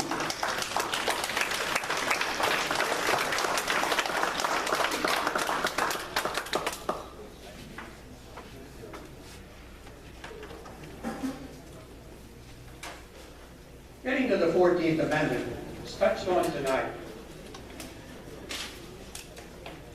Section 1 states, all persons born or naturalized in the United States and subject to the jurisdiction thereof are citizens of the United States and of the state wherein they reside. That was ratified in 1868. 14th Amendment to the United States Constitution was ratified. The amendment grants citizenship to all persons born or naturalized in the United States, which includes former slaves who have just been freed after the Civil War. You know, in 1868, I'm thinking now of anchor babies. We heard DACA, we heard Dreamers, anchor babies. 1868, does anybody think our founding fathers, or even after that, would believe that we would have people dragging their children across the Rio Grande and declaring them dreamers? It's just unthinkable. The 14th Amendment, in my opinion, aside from the slaves, I did some research on this 15, 20 years ago. I can only remember in the back of my mind. Indians born on Indian reservations were not born on U.S. soil, by the definition. 14th Amendment was there to allow these Indians who chose to be U.S. citizens to be such under the 14th Amendment. Indians and blacks, 1868. Had nothing to do with people running away from their country, not only Mexico, any place South America, in order to achieve freedom. If they took their child across the Rio Grande by the arm, now we have to figure out a way to deal with them. Citizenship. As far as I'm concerned, give them a permanent green card. They weren't here by legitimate and legal means. But suppose that woman brought her child across the Rio Grande in her womb and stopped in Texas to have the child. Based on the 14th Amendment, the courts and politicians ruled, well, it's constitutional. As far as I'm concerned, if you are born from an illegal alien, you should not be considered a U.S. citizen. That's the Constitution as it is written today. What's wrong with writing an amendment to the 14th Amendment? We write them all the time. That simply states, if you are born from an illegal alien, you're not automatically a U.S. citizen. You're a dreamer, you're a DACA, you're anything else. But I should not have to provide a place, a haven for women to come across the Rio Grande to get themselves a child with a U.S. citizen and eventually through chain migration get one for themselves. It's ludicrous, folks. It's just unthinkable. Okay.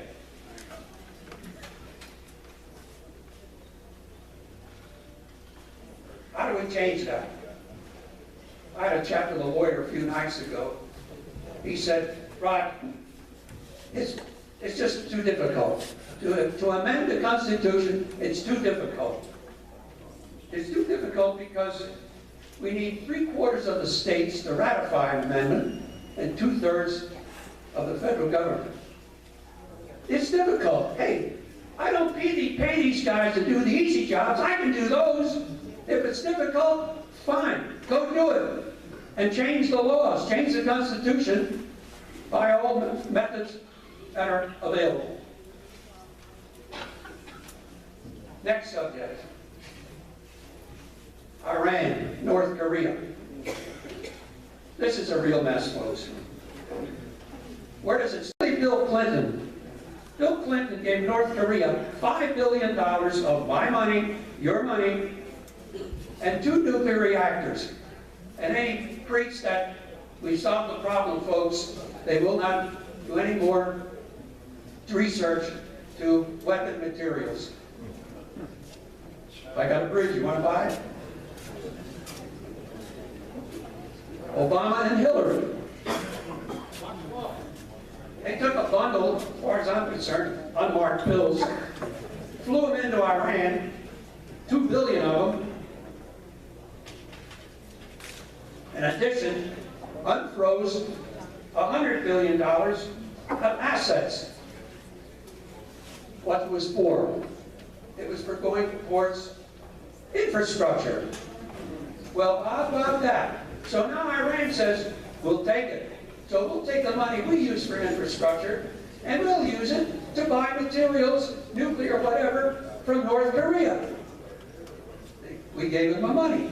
So what does North Korea do? Aside from what Bill already gave them, they're going to take that extra money to buy fuel and coal from China. Where did China get its money? It got its money because of the balance of trade. What we have, folks, is a circle of U.S. currency. From taxpayers to Iran, from Iran to North Korea, from North Korea to China, and from the United States into China. Now they're saying Trump could cause a problem. Trump didn't cause this problem. He didn't send U.S. currency all around the globe. We are committing economic suicide, folks. The nuclear war could be coming. The swords might be taken out of the sheath. But it would have never been that situation had it not been past administrations giving them the opportunity to do what they're doing.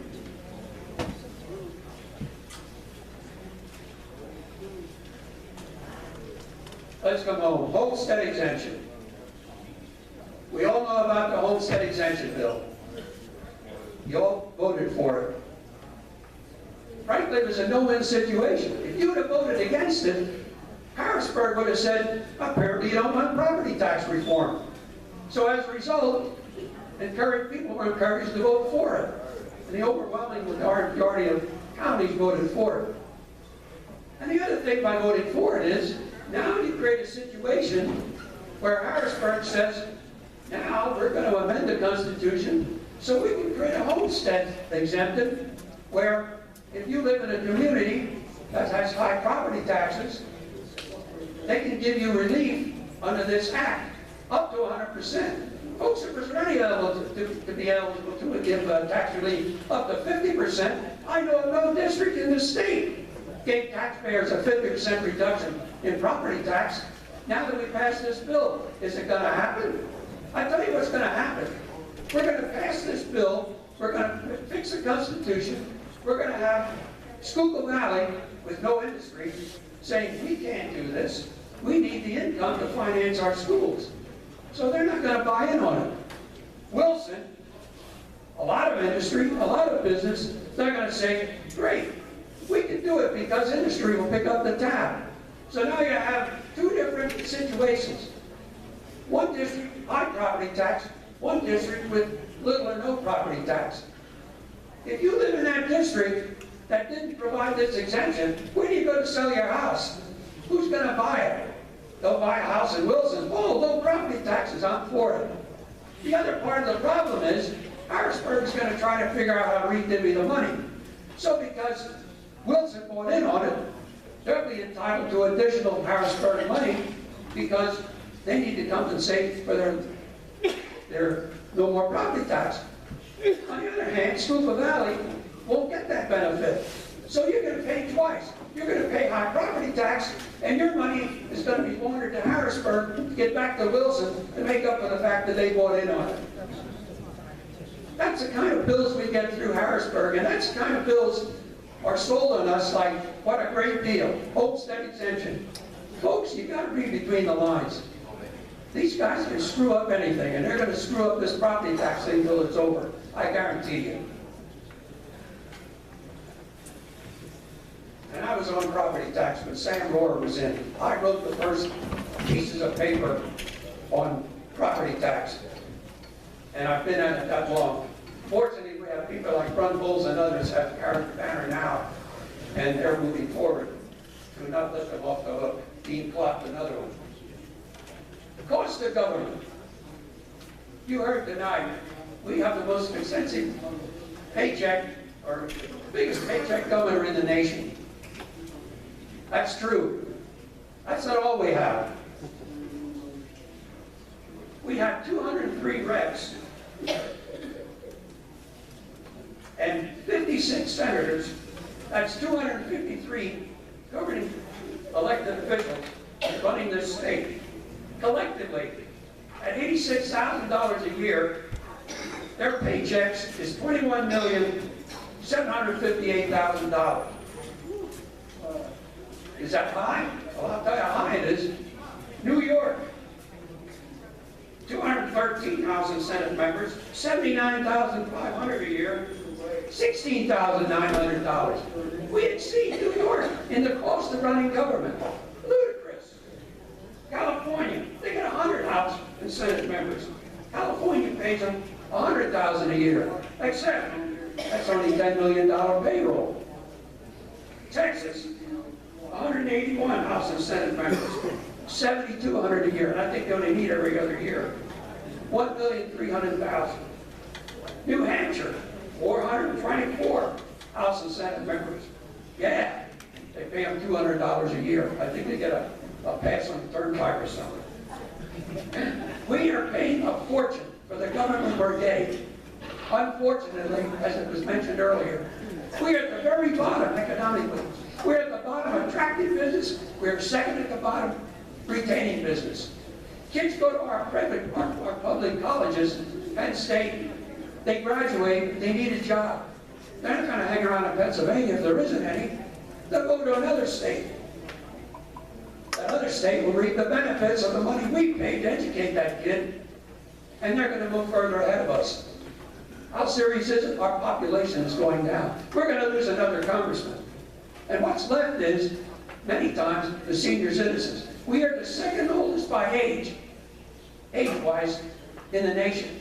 Second to Florida, where people go to retire. So, that's just a sad commentary of what it costs us for what we're getting. We're not getting what we ought to be getting. We're not getting certainly what we're paying for. Corruption. I did a study on that. There's over 20 politicians and elected officials that have either been sent to prison or they were thrown out of office, but they were at minimum indicted. And I have the list, but I'm talking, you know some of them. 2 attorney generals, 2 treasurers, one recently. It's just House members, House Senate members, Speaker of the House, Mello, you remember the Rockets? Senator Mello, always remember the Mello bill. He provided a great benefit to public employees. Well, Mello now pleads, I'll concede the point, can I keep my pension?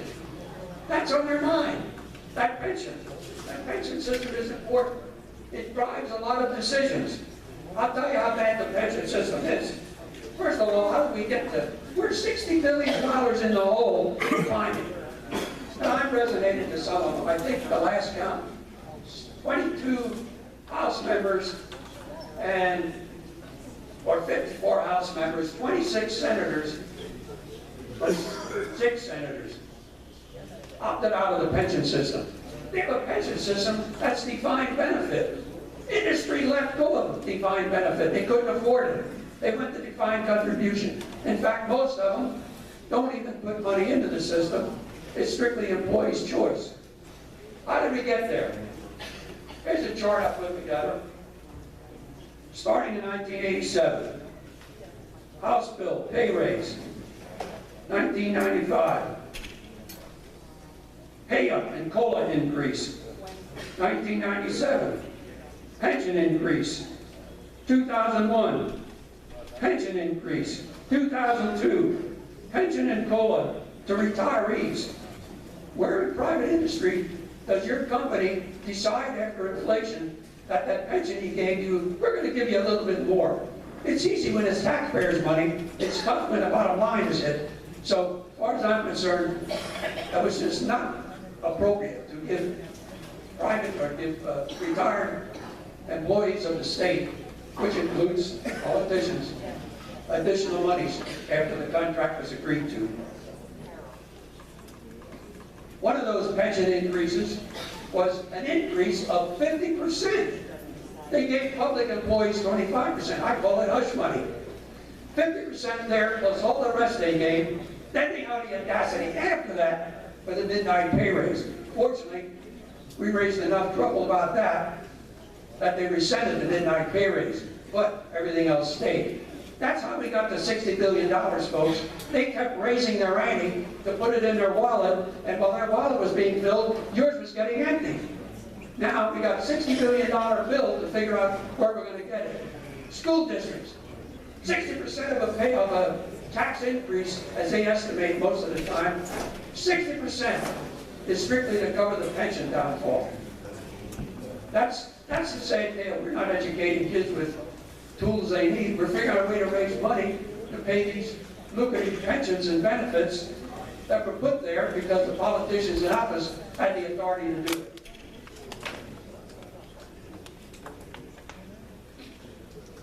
Give you an idea, dollars and cents wise. I did a few poster boy checks, and I went back as far as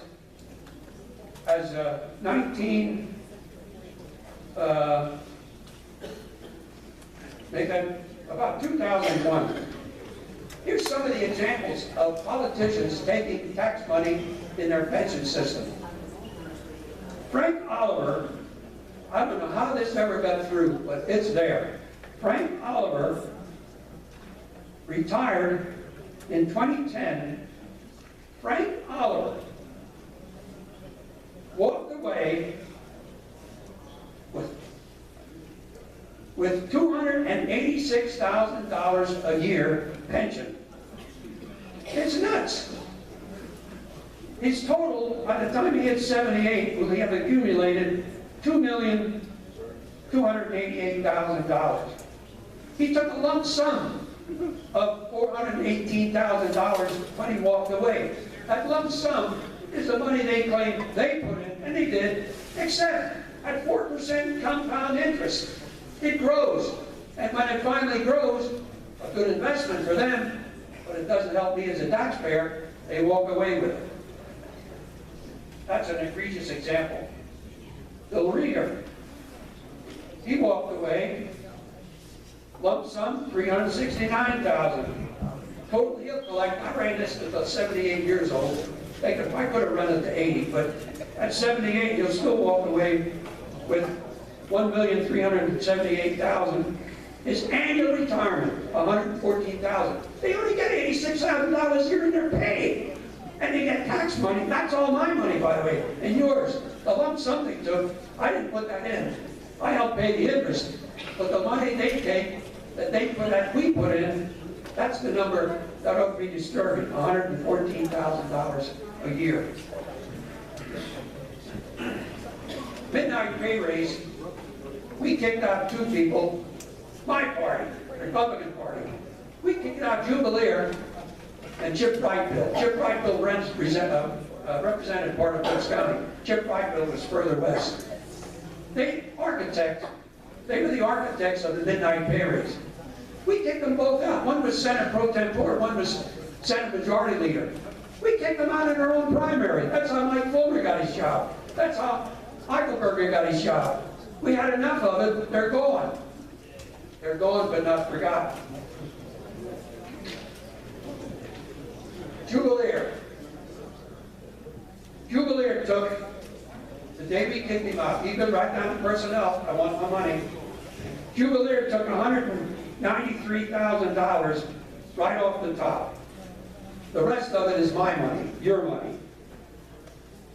He is getting another $90,000 a year pension.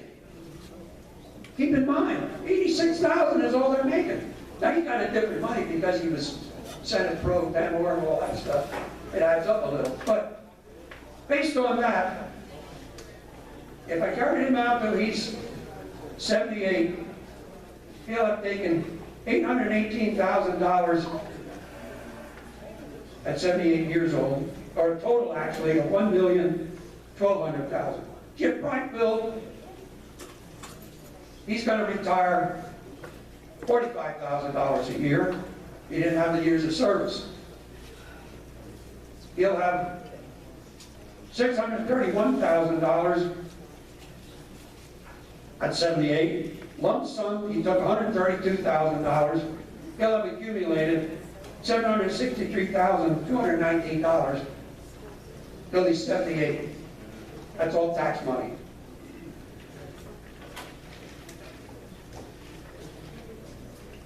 I've given you tonight a couple of the issues, and I could give a lot more. I could take the rest of Eldon's time. That's the kind of thing that's going on in Harrisburg that you folks are not really up to speed and aware. I shouldn't be either. I spent most of my last year or two looking into these things, and the deeper I dig, the more upset I get. We have some good men in office. We have probably some elected officials in the back. I'm not picking on anybody in particular. Collectively, I'm extremely upset. I'm upset enough that I'm not letting go. I don't take prisoners. I tell it like it is, and that's the way it is, folks. I just ask one thing. I'm calling it a quit for the night. I'm running for state committee, fully pulpit as it is. You think I'm saying what you think is wrong? When you go back and see that elected official, if he wants you to sign his petition, tell him you heard what I said and you don't particularly agree with it. On the other hand, if what I said you do agree with, when you go back and see him, tell him, I agree with what I had to say tonight. I'll sign your petition. But don't come around in 2 years if none of this stuff gets done, if it gets deeper and wider. Thank you.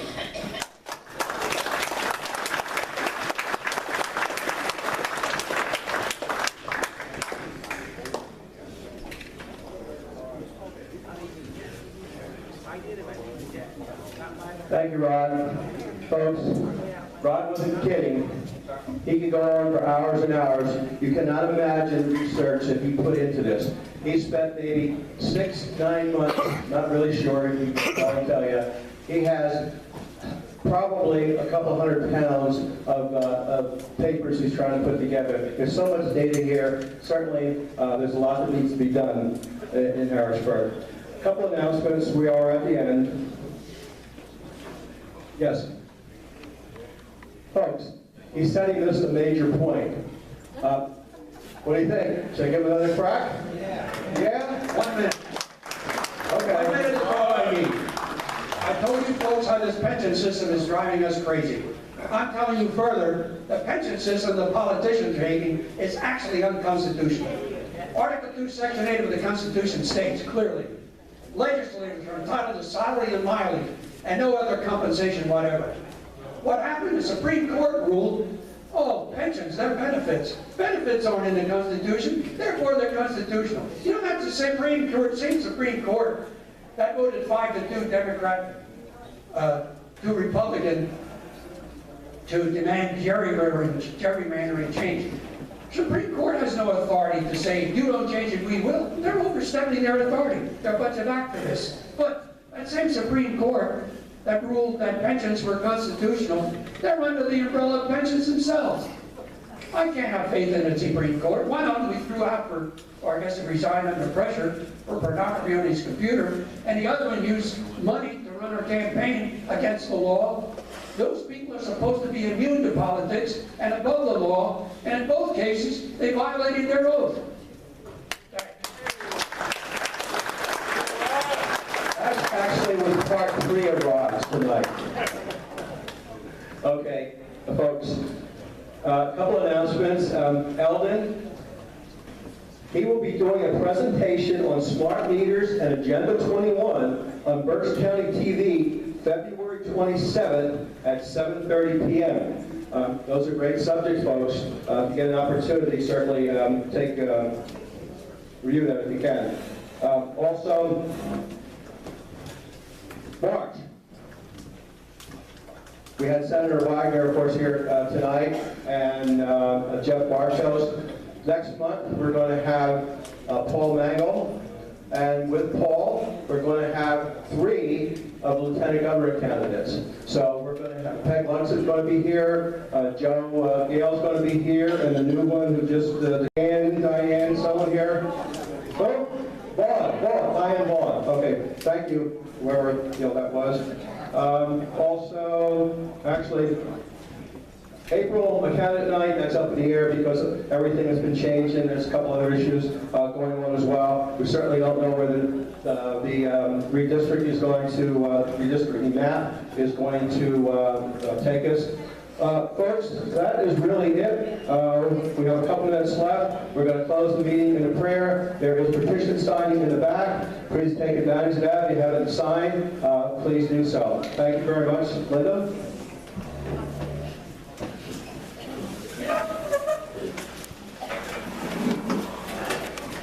Heavenly Father, as we come to the end of our time together, We thank you for what has been accomplished here today.